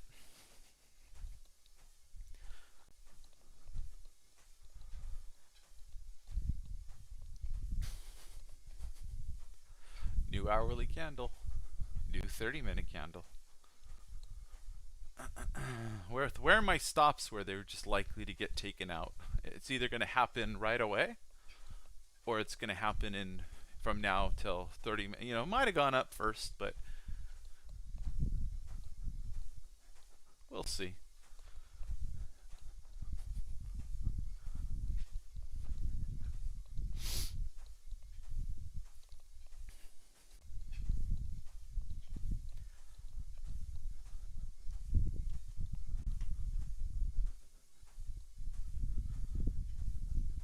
Jack London asks, have I ever gotten margin called? No. But, you know, Jack, you probably have heard some of my stories about losing 30% of my account in a day. They're in some of these live streams or, I don't know, weekend videos, who knows. But I know I've talked about it, where you just get demolished. It was 2018. Christmas was not the Christmas miracle. And I was adding every 20 points on NASDAQ to the downside. The market lost, I think, 300 points that day. And I stopped out for, about an average on the whole position, 100 points. Luckily, I didn't hold that thing all the way down, because literally I would have destroyed myself on that day. But you want to talk about tilting? Such tilt. I wanted to cry myself to sleep every single day for like weeks. Well, that didn't work out, did it? Bummer.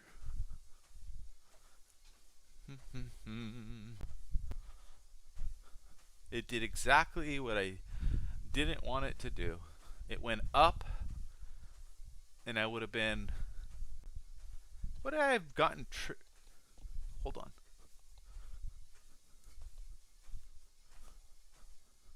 J-Pow talking. Da da da.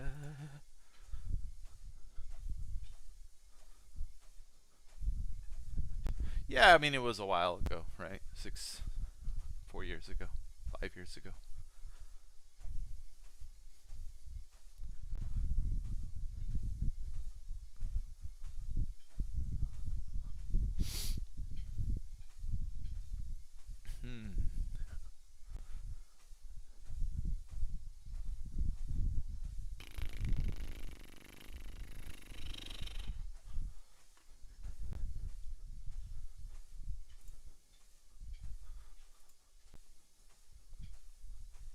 Went for it, okay. That's interesting.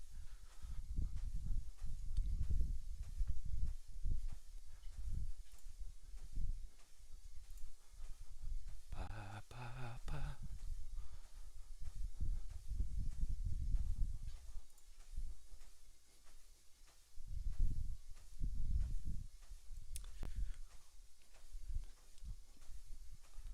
Let's see if we can get some back here. It's always possible.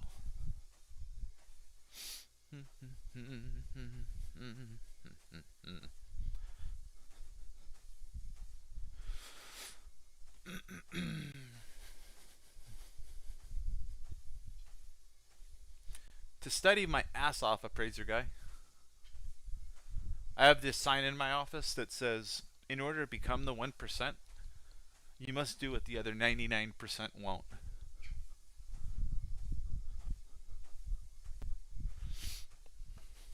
And that's just typically a lot of hard work. Hard work is not... Oh, interesting. Hard work is not time spent in the markets. Hard work is actually using your noggin.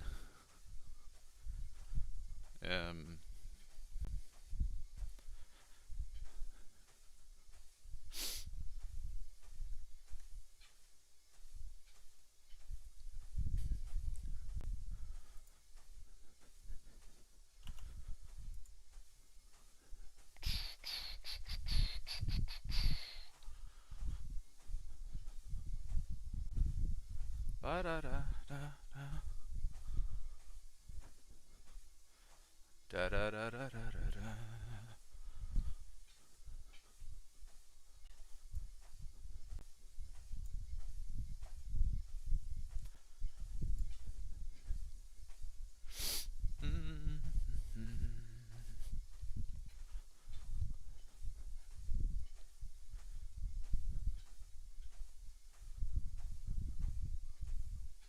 Trades by Matt. I've enjoyed that guy's feed. You know, I watch a lot of and nice to have you here. I hope you continue to watch him. He's got just a nice looking feed and everything, and I don't know how long he's been doing it, but I can appreciate somebody who's trading live, because there's just not enough people actually doing it live. It's harder than you think. It may sound glorious, but emotionally it takes its toll. Right? If I'm wrong right now, oh yeah, go from 200 and, I don't know, 300 points down to 190 points. You're like, oh damn it, people are thinking I suck, and I do suck short term because I'm wrong. So what? That's okay. Yeah, let's go again.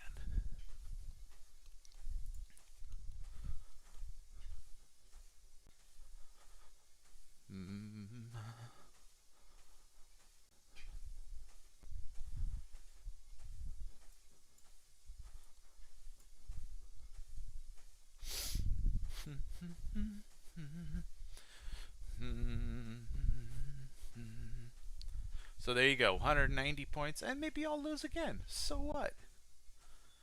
Market's in FOMO mode here. Whatever.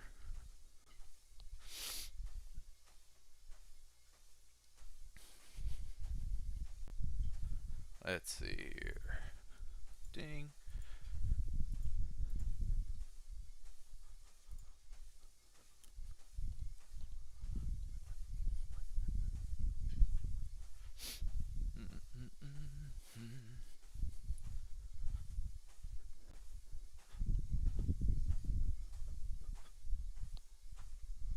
Yeah, there's still interest to buy these highs.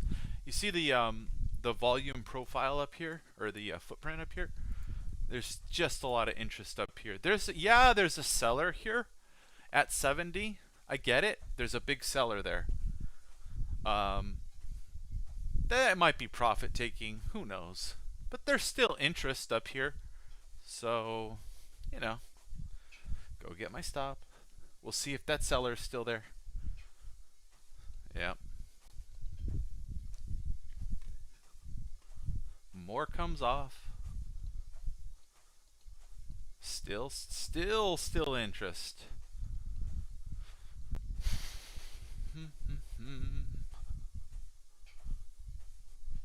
Alright, so let's look here. See if the NASDAQ. We're into the gap here.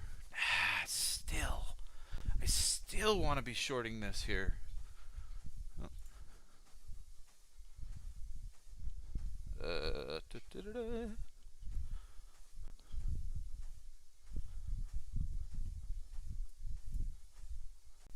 I still want to be shorting.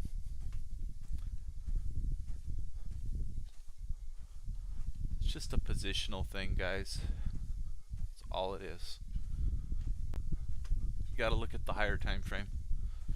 And I might be wrong for more shekels. That's fine.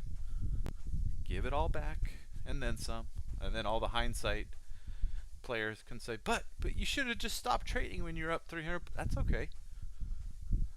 Maybe I should have stopped trading the first time I ever had a loss too.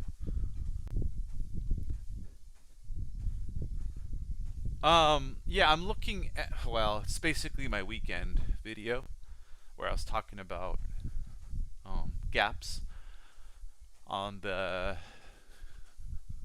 E-mini. There's gaps on the NASDAQ. The first time we probe it, we're likely to get a whole bunch of profit taking because of the structure above us. So it's just a higher time frame kind of level.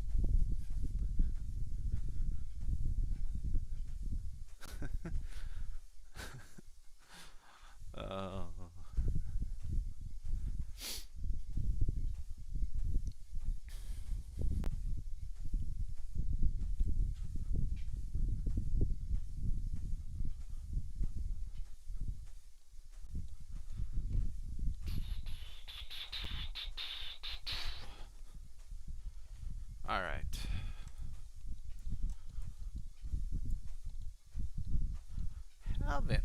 really done anything here. Jeez. All right, let's get here. Let's get back into a short here.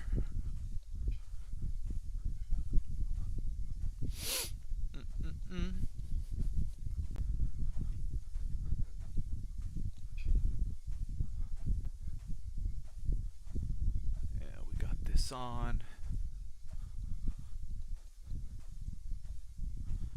Well, that's not what I wanted to happen. Damn it. I wanted a little higher. There we go. Sometimes when it doesn't turn your way short term, you're like, oh, my exit wasn't great. Because you want to get in higher again. You think you can ride a range a little bit here. But sometimes when the profit takers come, you're like, dang it, I'm no longer in position.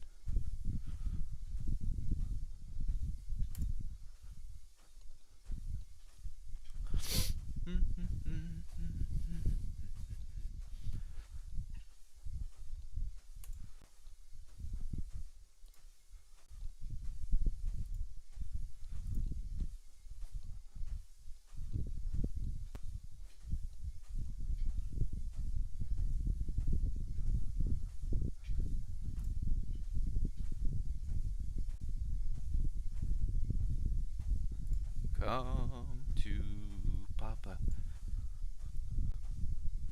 I think.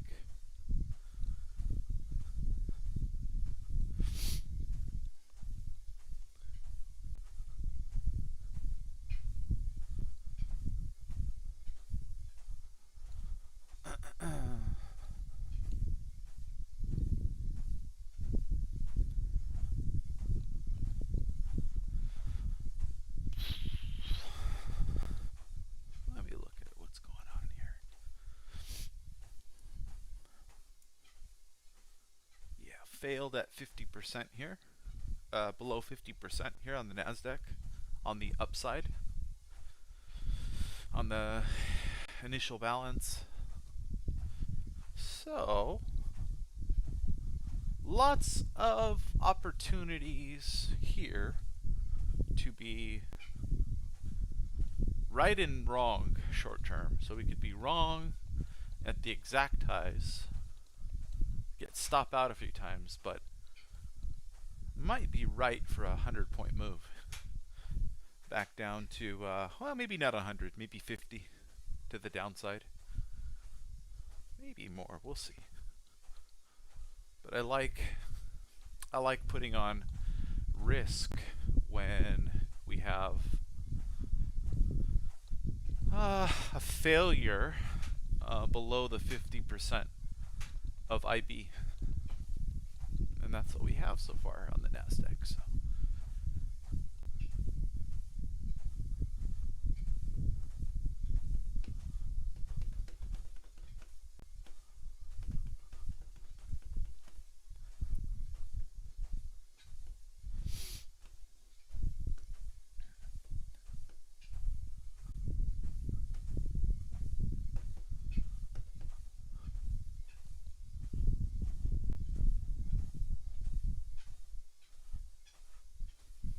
It's the patient trade.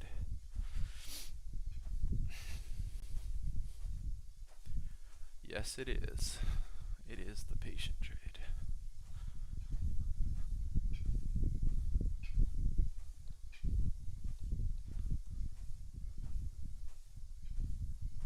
Might even go all the way till the close.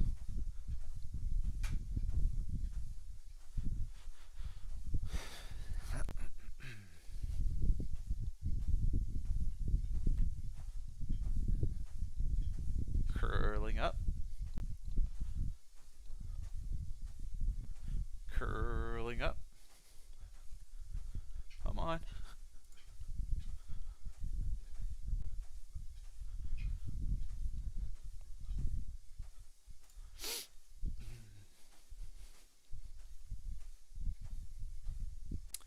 Bummer.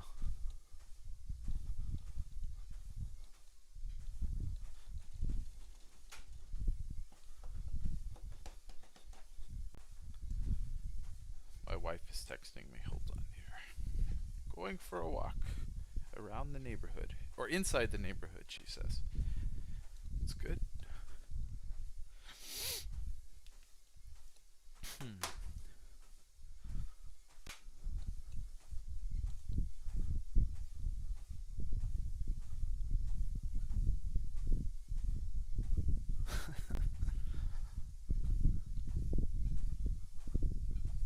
Chirptown says, under 50% of IB good spot after failure. 1 time, 2 times, 3 times? I don't know what the question is asking exactly, so I can't really address it. Oh, Klein Mateen says, how long take for you to go from retail charts to order flow charts, or you always traded with Orderflow? You know what? I've been long using candlestick patterns, and then also chart patterns. And I've done that for a while, for a long time. But I've always watched the tape, because I like watching the rhythm of the market. For whatever reason, I think I also like to watch people the same way. Right? I'm very good at picking up on somebody if they're, I don't know, not a good person or whatever it is. I have good instincts about that. I'm good at reading people. So I think it kind of, it works on the market as well, right? You can kind of see personality. So I'm very intuitive with the market. So I'm just reflecting, thinking about it. I've long used that in my trading, just to look at patterns and moving averages and stuff like that. But in terms of number bars, footprints, all this stuff that I'm using now, the fancy stuff with Sierra chart, I traded futures on interactive brokers and still do for years. That was it. Look, another seller up here at the top as we fill some here. Look, right there. You see that? Big seller at 68. Now they're selling slightly below 70. Now they're selling 68s. It's interesting, huh? Passively. So into the FOMO, the higher highs. So they're trying to get some fills here.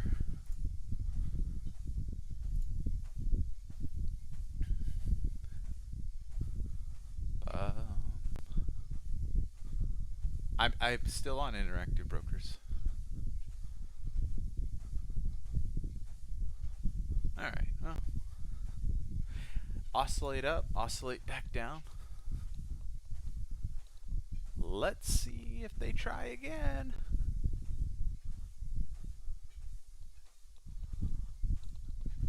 Just a short-term movement, but somebody stepped up there. They stepped up. I like when price bounces up, can't go anywhere again, and then starts oscillating down again. I like that. So if I was looking to cover some on the pullback here a little bit, I like it more when it oscillates up again and then goes back down. I think it may oscillate lower. That's what I'm thinking in real time. It's a pattern thing, and I might be wrong. Whatever.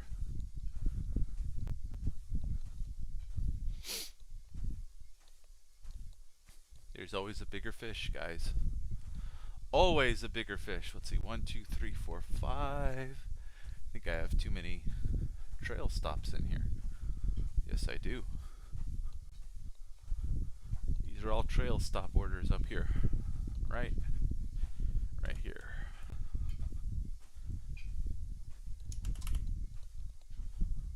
Da, da, da, da, da.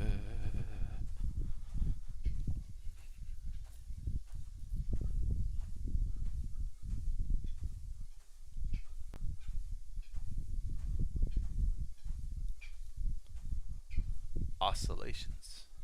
It's the word of the day. Oscillations. Yeah, it sucks when you're up here short. And, you know, market's just going sideways. And all you can think is, it's about to break out. It's about to go get all my stops, and they might happen. But here's the key with trading. Can you get short again? Or are you going to get emotional after a loss? If you guys have watched any of my live streams, you know I've gone from plus 6, I don't remember exactly, plus 600 or 700 MNQ points down to minus 300 or 400 MNQ points, back up to 900 MNQ points. So what? So freaking what? That's trading. Your P&L doesn't go straight up in a line. It oscillates. So you gotta, if you want to make more money, you gotta take more risk. And if you want to be calm, you have to take the appropriate amount of risk for your account. That's it. Simple. Get too emotional about it? Well, you're probably trading too big.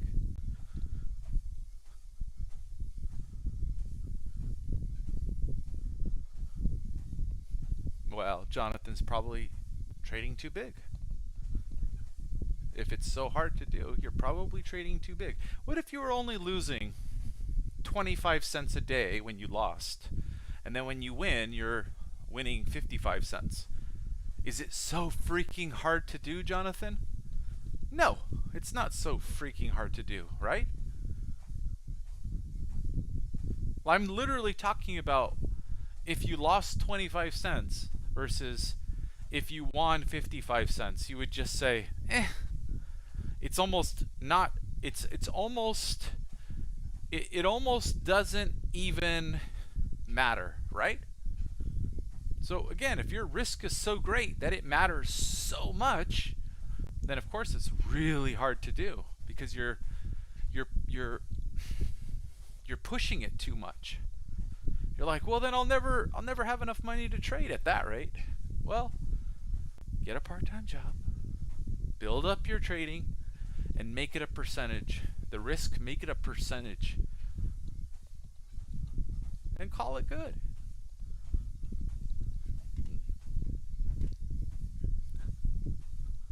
Look at that quick bounce off this, what is this, orange volume node? But if we break it,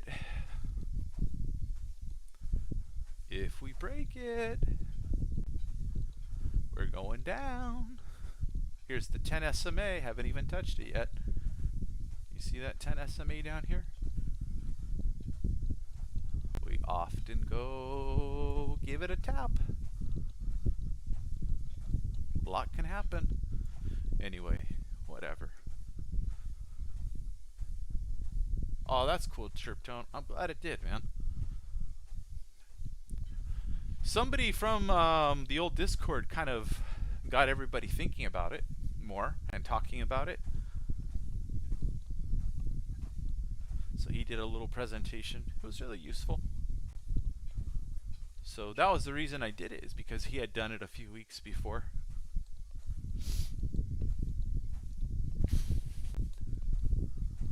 And we had talked about it on several occasions, just risk.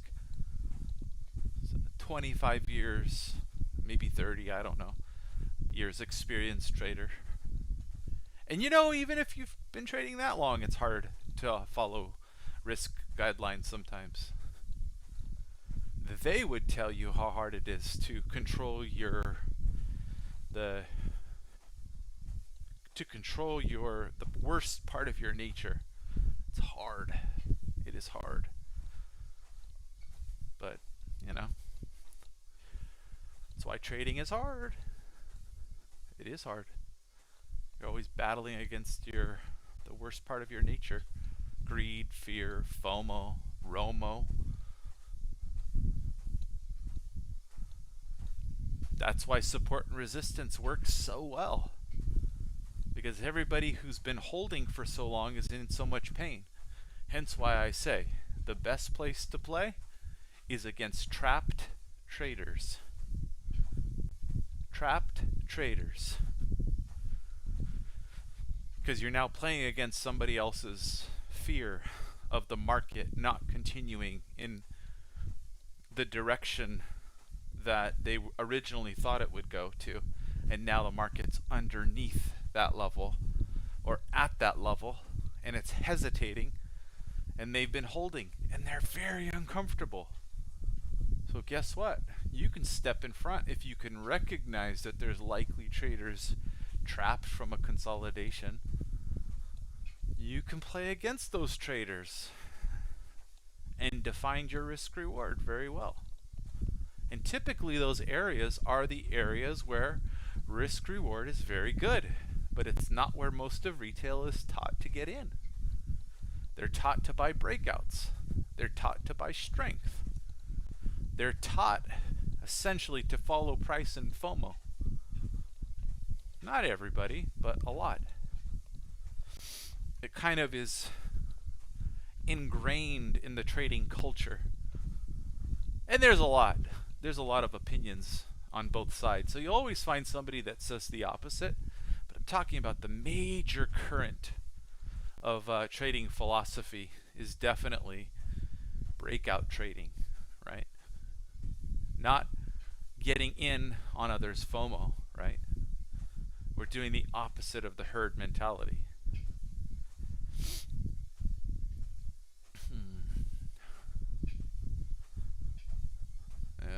Anyway.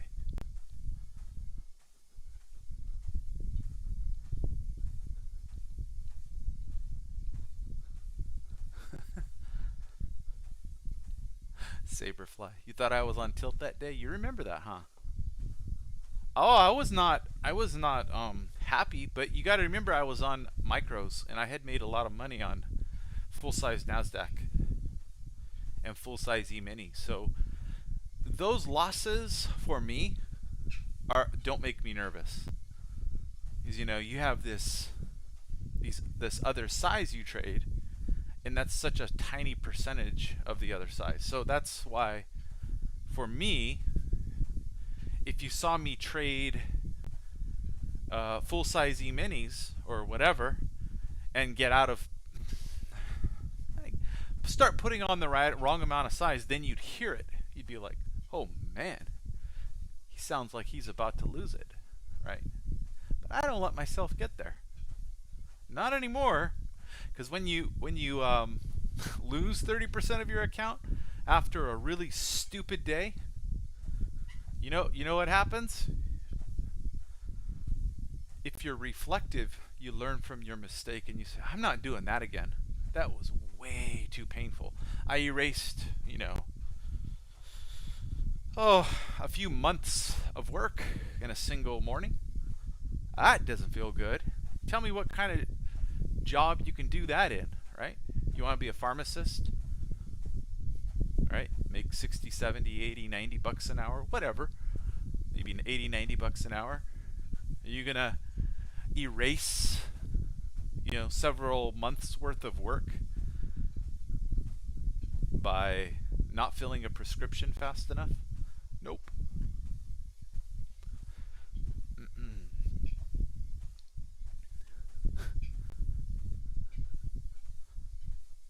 Yeah, well, Saberfly, some of this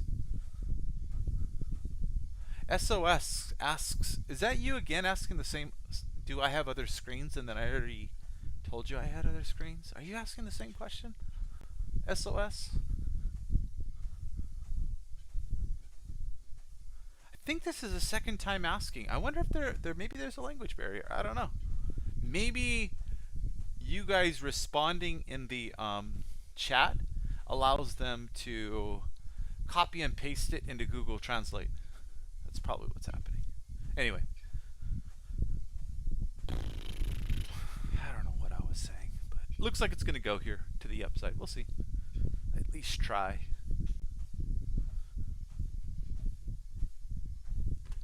At least try.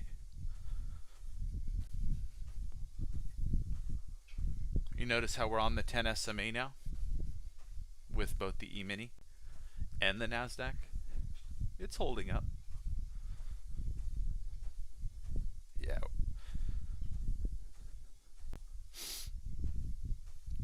gotta flatten before the loss becomes bigger. Discretion, folks. So what was our stop losses up here? So let's just put a line there. Maybe we can make ourselves feel better. Up here. I don't know. Somewhere in there. See if we can make ourselves feel better. Hey, it's kind of like making money in a way. Alright, barely got new highs here. Right there. We're right there.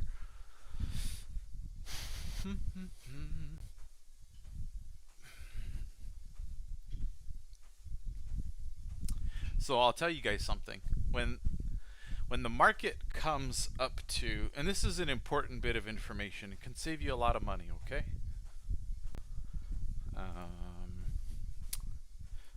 Alright.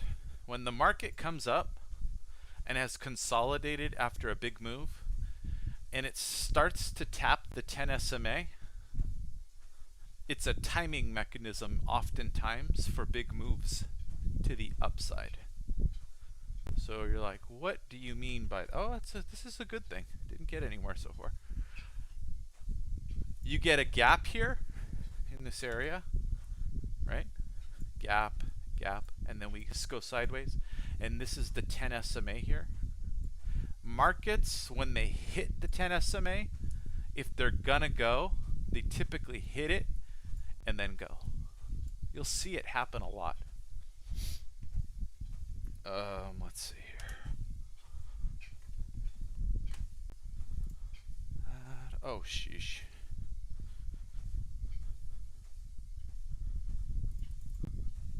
We'll try again. We can tighten up our risk too. I'm willing to try again. Alright.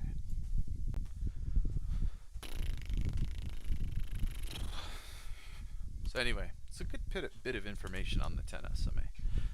And this might be it. I might be just getting faked out here by the E-mini. Moving to the downside. Maybe the NASDAQ goes and gets all my stops right now. And then it sucks. Whatever. We try.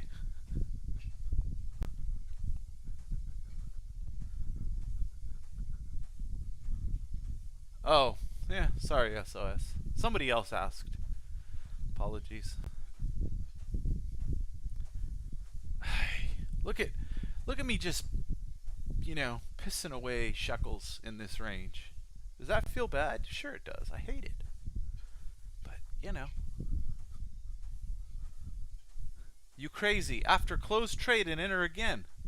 See, this is the, this is what newbies do. Sorry, Gusa, you're a newbie, but this is what newbies do, is they say, whoa, after the fact, you changed your mind and you were wrong.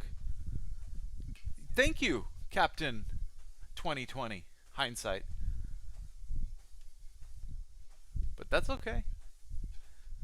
I expect in every single feed, and every person I've ever taught anything to with trading, after the fact they tell me, oh, Bitcoin went to 50 or 65,000 and you bought at $250. Why aren't you holding? MFer, if I could know the future, I would have bought Tesla at 50 bucks and put my house on it. That's not the way, guess what? That's not the way trading works. If you're just figuring that out, you have a long way to go in this world. Anyway.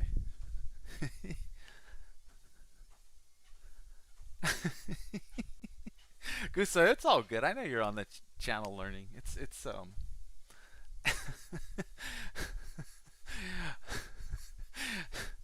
Oh, I misunderstood. I thought you were saying, like, why are you getting out of your original position? Yeah, hindsight. You know, I get shaken out like everybody else. And when I mean shaken out, I mean I get into a position and then I get out of a position and I get back into my original position and then I'm wrong again. How many times have I been wrong here? What, 3, 4 times? Here, let's show everybody how many times I've been wrong right now. Sucks. It sucks to piss it away. Look. Look. Oh, here's the E-mini. I had a straggler up here that I forgot. Look, you see that red? That was one contract. And I closed it for negative 18 points. Remember I said I was shorting up here, covering down, buying here, getting out here, right? I did.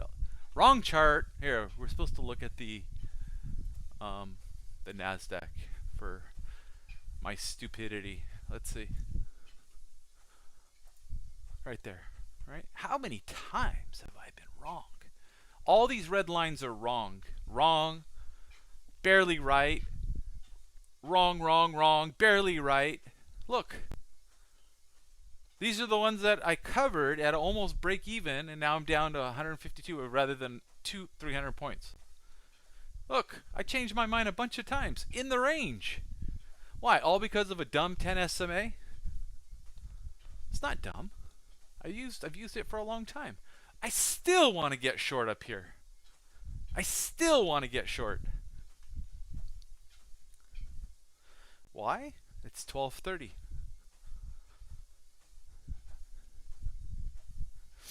But if I get short, I gotta let it. I've gotta stay short if I'm gonna stay short here. I've gotta stay short until the last 10 minutes. It's kind of a timing thing.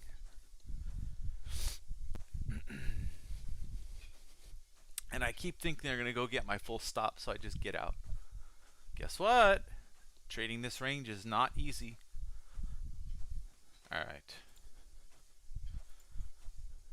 Bing. Bing.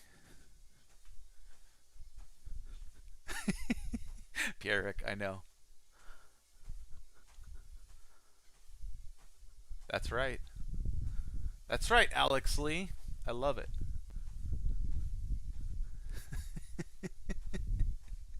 Max Crass says, Gusa, he's the wolf, noob.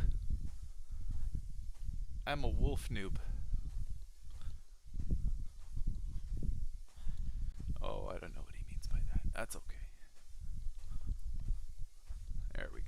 Alright, let's turn this off so I'm not reminded of how much I suck.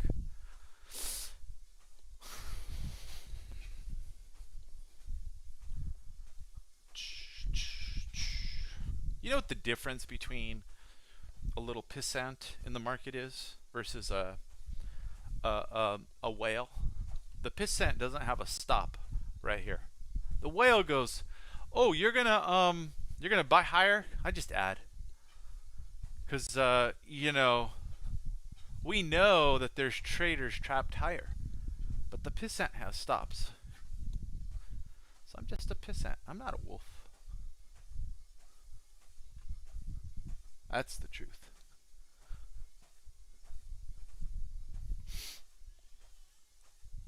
Am I suckered? Maybe. Are we getting suckered in? Maybe. Below the 10 SMA.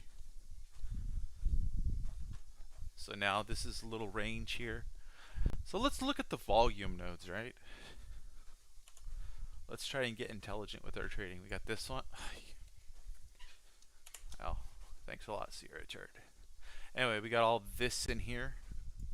So if we come back and then roll over, uh-oh, but right now, this volume node resisted. So if we come back here, shorts are trapped where, right? Flag here. That's where they're trapped. So, I guess we got to get out some. Come on. Can you come get me at the bid? Yeah, there you go.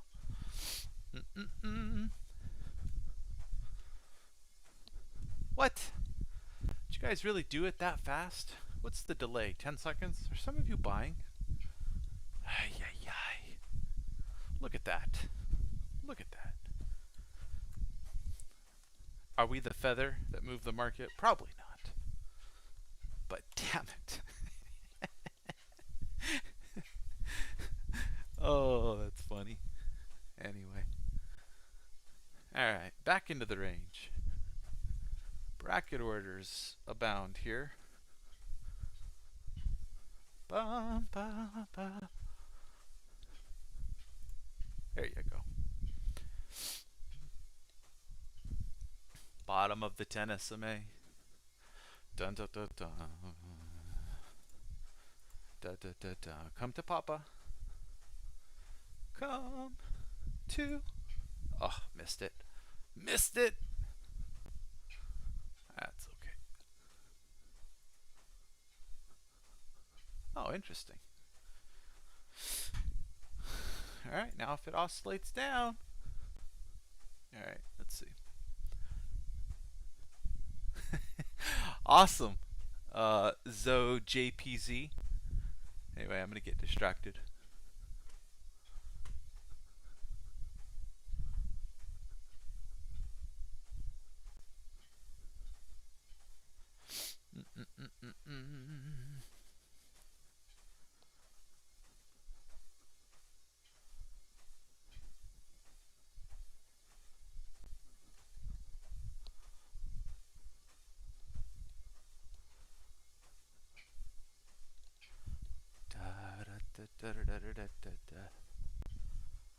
It's getting more uncomfortable now to be short.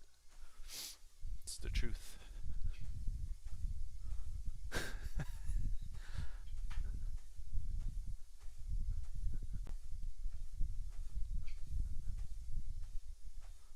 Yeah, Chris, I believe that.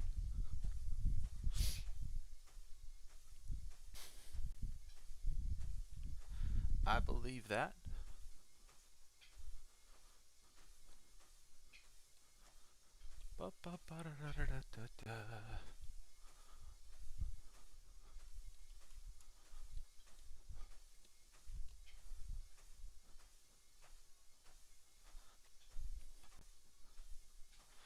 I mean, it all comes down to what is your interpretation of a retail trader, Chris? What is the size? What did the study say? I never read that, so. What did the study say?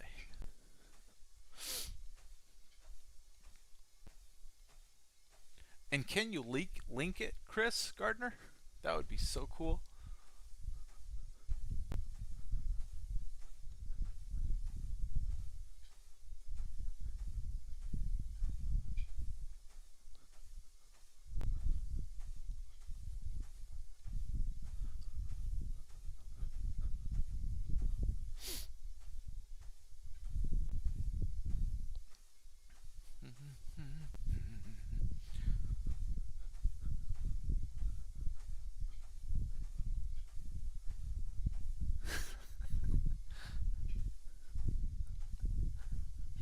Are you guys trolling each other? Be nice. I don't know. I'm barely keeping up with the chat. I'm over here looking at the market. Then I look over and I'm like, what's going on? Da da da da da da da.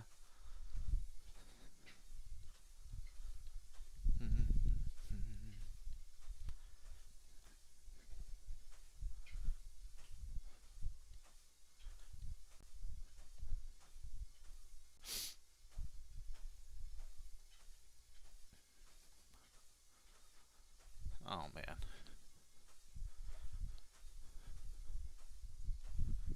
Pow.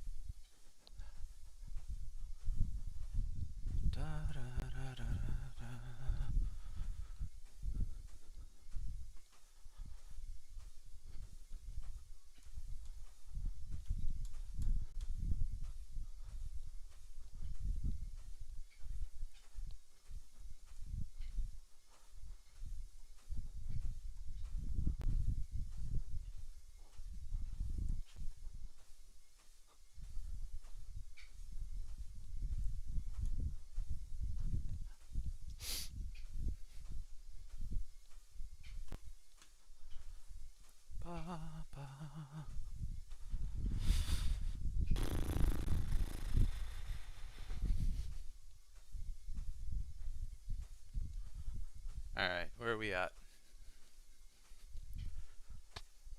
3 minutes left to rebalancing. I'll go here.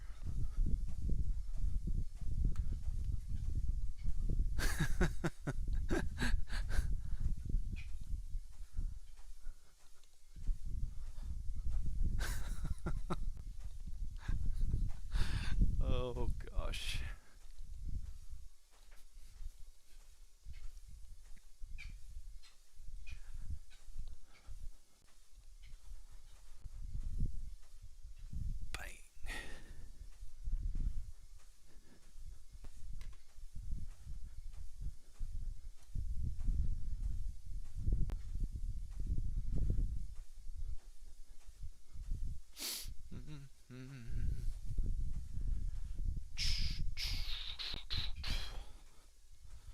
Last 10 minutes. Are they going to sell it here? I don't know. Did I follow my plan? That is the question. I guess I didn't, right? What was I short from? Way up here. Oh, man. You should have kept your... short from here. You should have kept your stop, and then you would have had a big winner. Yes, thank you, Captain Hindsight. I appreciate that. Real trading. We aren't all gods that know the future. The right edge of the chart is hard.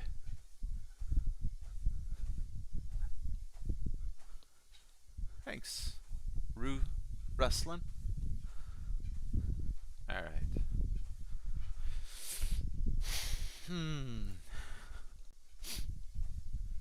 Let's see if we get some extension here. Look at me shorting the bottom. 20 SMA. That's okay. We will put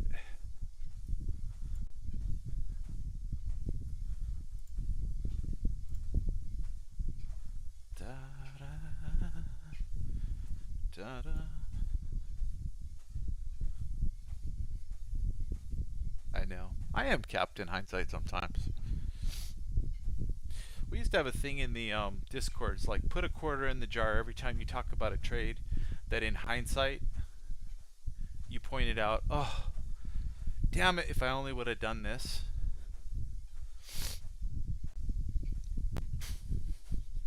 Jesus. Look at that. There's the rebalancing algo.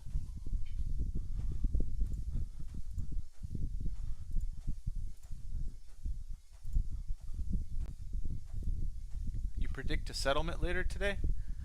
I think there is going to be a settlement today.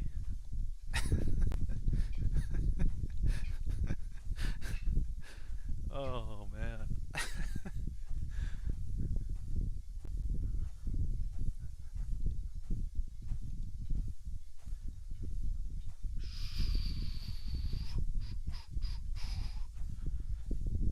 Hey, there's 100 contracts on the NASDAQ at 5:30. Let's see if they go hit it.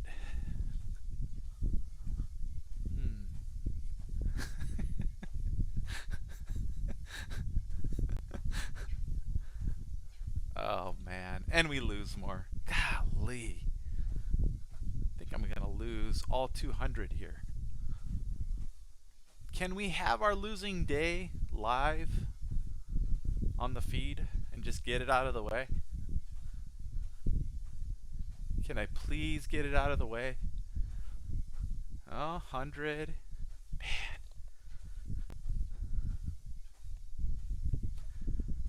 There it goes. Jesus. If I have stops up here, everybody else does too, maybe. I don't know, maybe.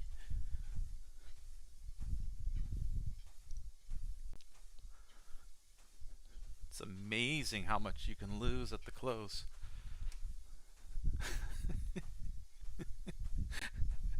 A little bit more. Come on. All right. Well, at least we're playing with stops. Jeez. All right.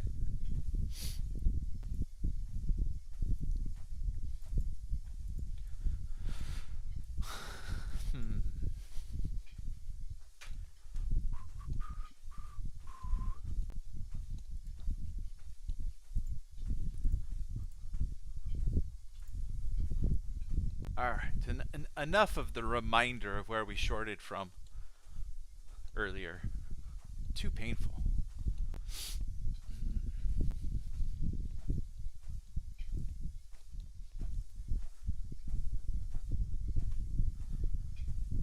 All right.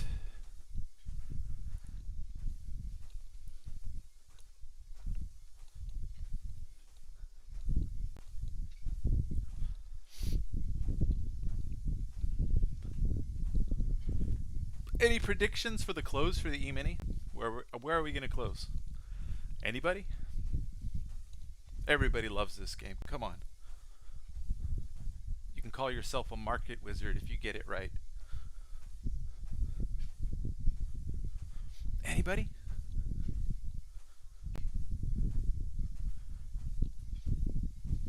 Where are we going to close on the E-mini? It's this up here. We're going to close on DevPoc. We're going to close right here at 4060. Yeah, I don't know. About to go get my stops on the NASDAQ. 7 minutes. What are the chances that we just don't take out all these? I think it's high. I think the chances of getting all these stops here is high. Even up here. Like just to go up, get stops, and then sell it. You see how the bias works when you're short? Like, they're just about to screw me. Look, all of our psychology is the same. Your brain is always trying to tell you, de-risk, de-risk, de-risk. But you can't do that. You got to shut it off. So the only reason you shut it off is if you have long-term edge. If you don't, then that voice is always going to be there. It's going to be consistently loud in your head. There you go. All out. All right, close P&L 15. We're up. What is that? Is that $300? A whole lot of nothing.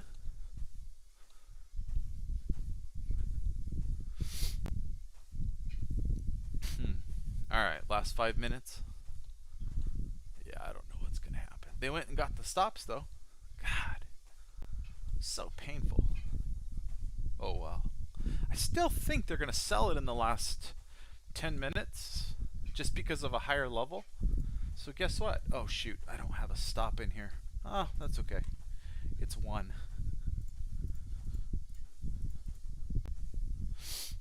All right, now we may have a losing day on the NASDAQ, guys.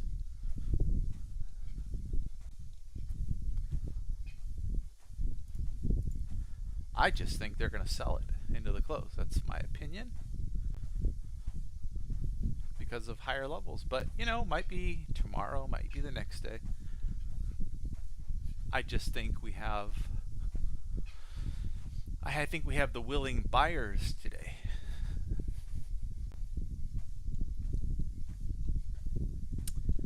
But we will see.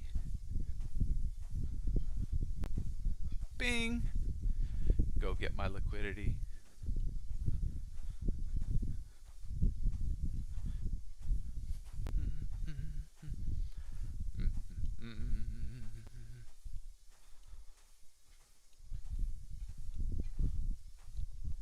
And more liquidity.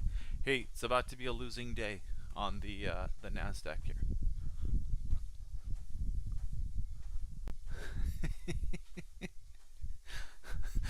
Call of the Wild.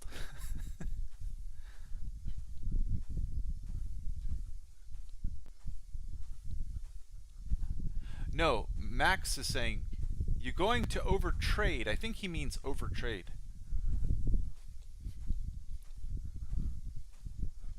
I know I'm getting the losing day out of it, out of the way, Max. Too many winners. And I still have a thesis on the close that we're going to sell. It's just a matter of, am I going to be right or wrong? Am I early? Am I late? Blah, blah, blah.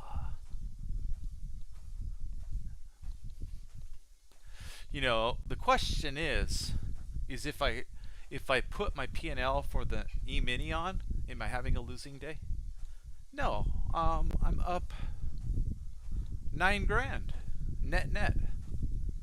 But I won't do that for the purposes of the YouTube live stream. I'll make it a loser for the Nasdaq trading.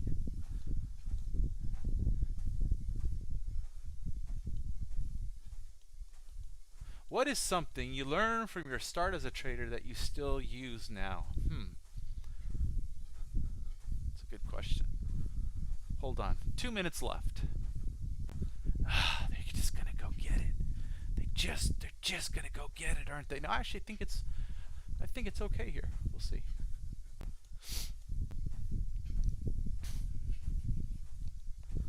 I think it's all right.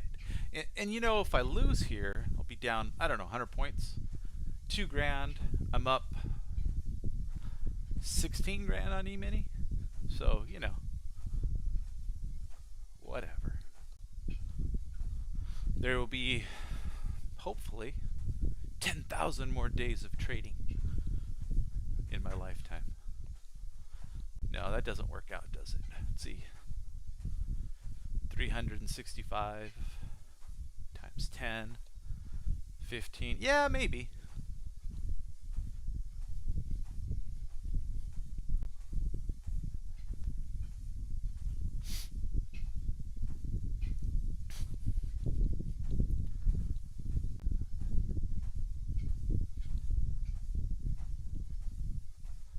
The fact of the matter is that I hate losing. I hate it. With a passion, I hate it. That's just, those are facts. I hate it a lot. They're going to go get that 100 lot up there. So, we're going to tighten it up. Yep. Alright. Still down. We're still, oh, we got to just flatten it, huh? Alright, what's the final tally? Negative 128. Alright, here we go. Only short 2? Well, that sucks.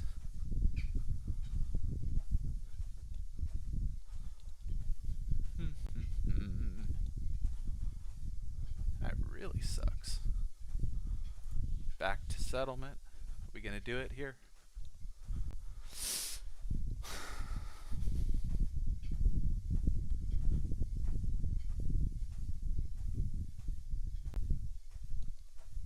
Alright, loss of the node.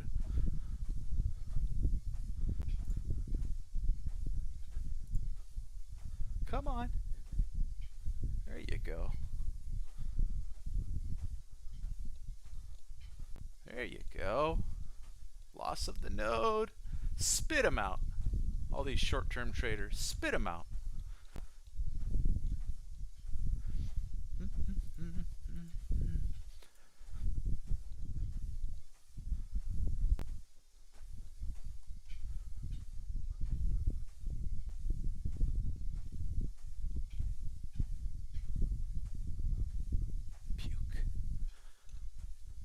All the short-term traders, spit them out right here.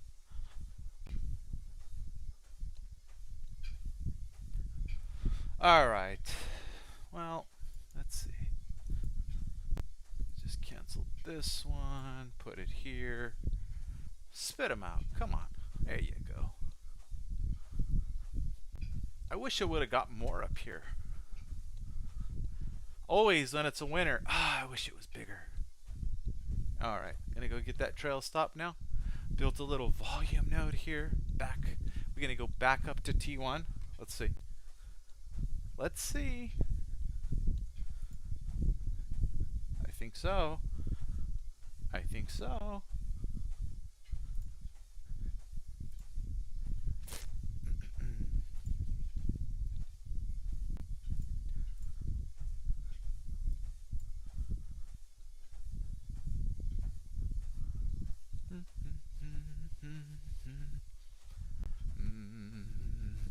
Back to T1.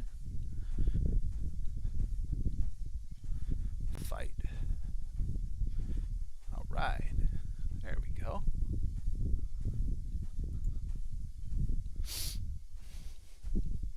All right. Well, less than 100. I can live with that.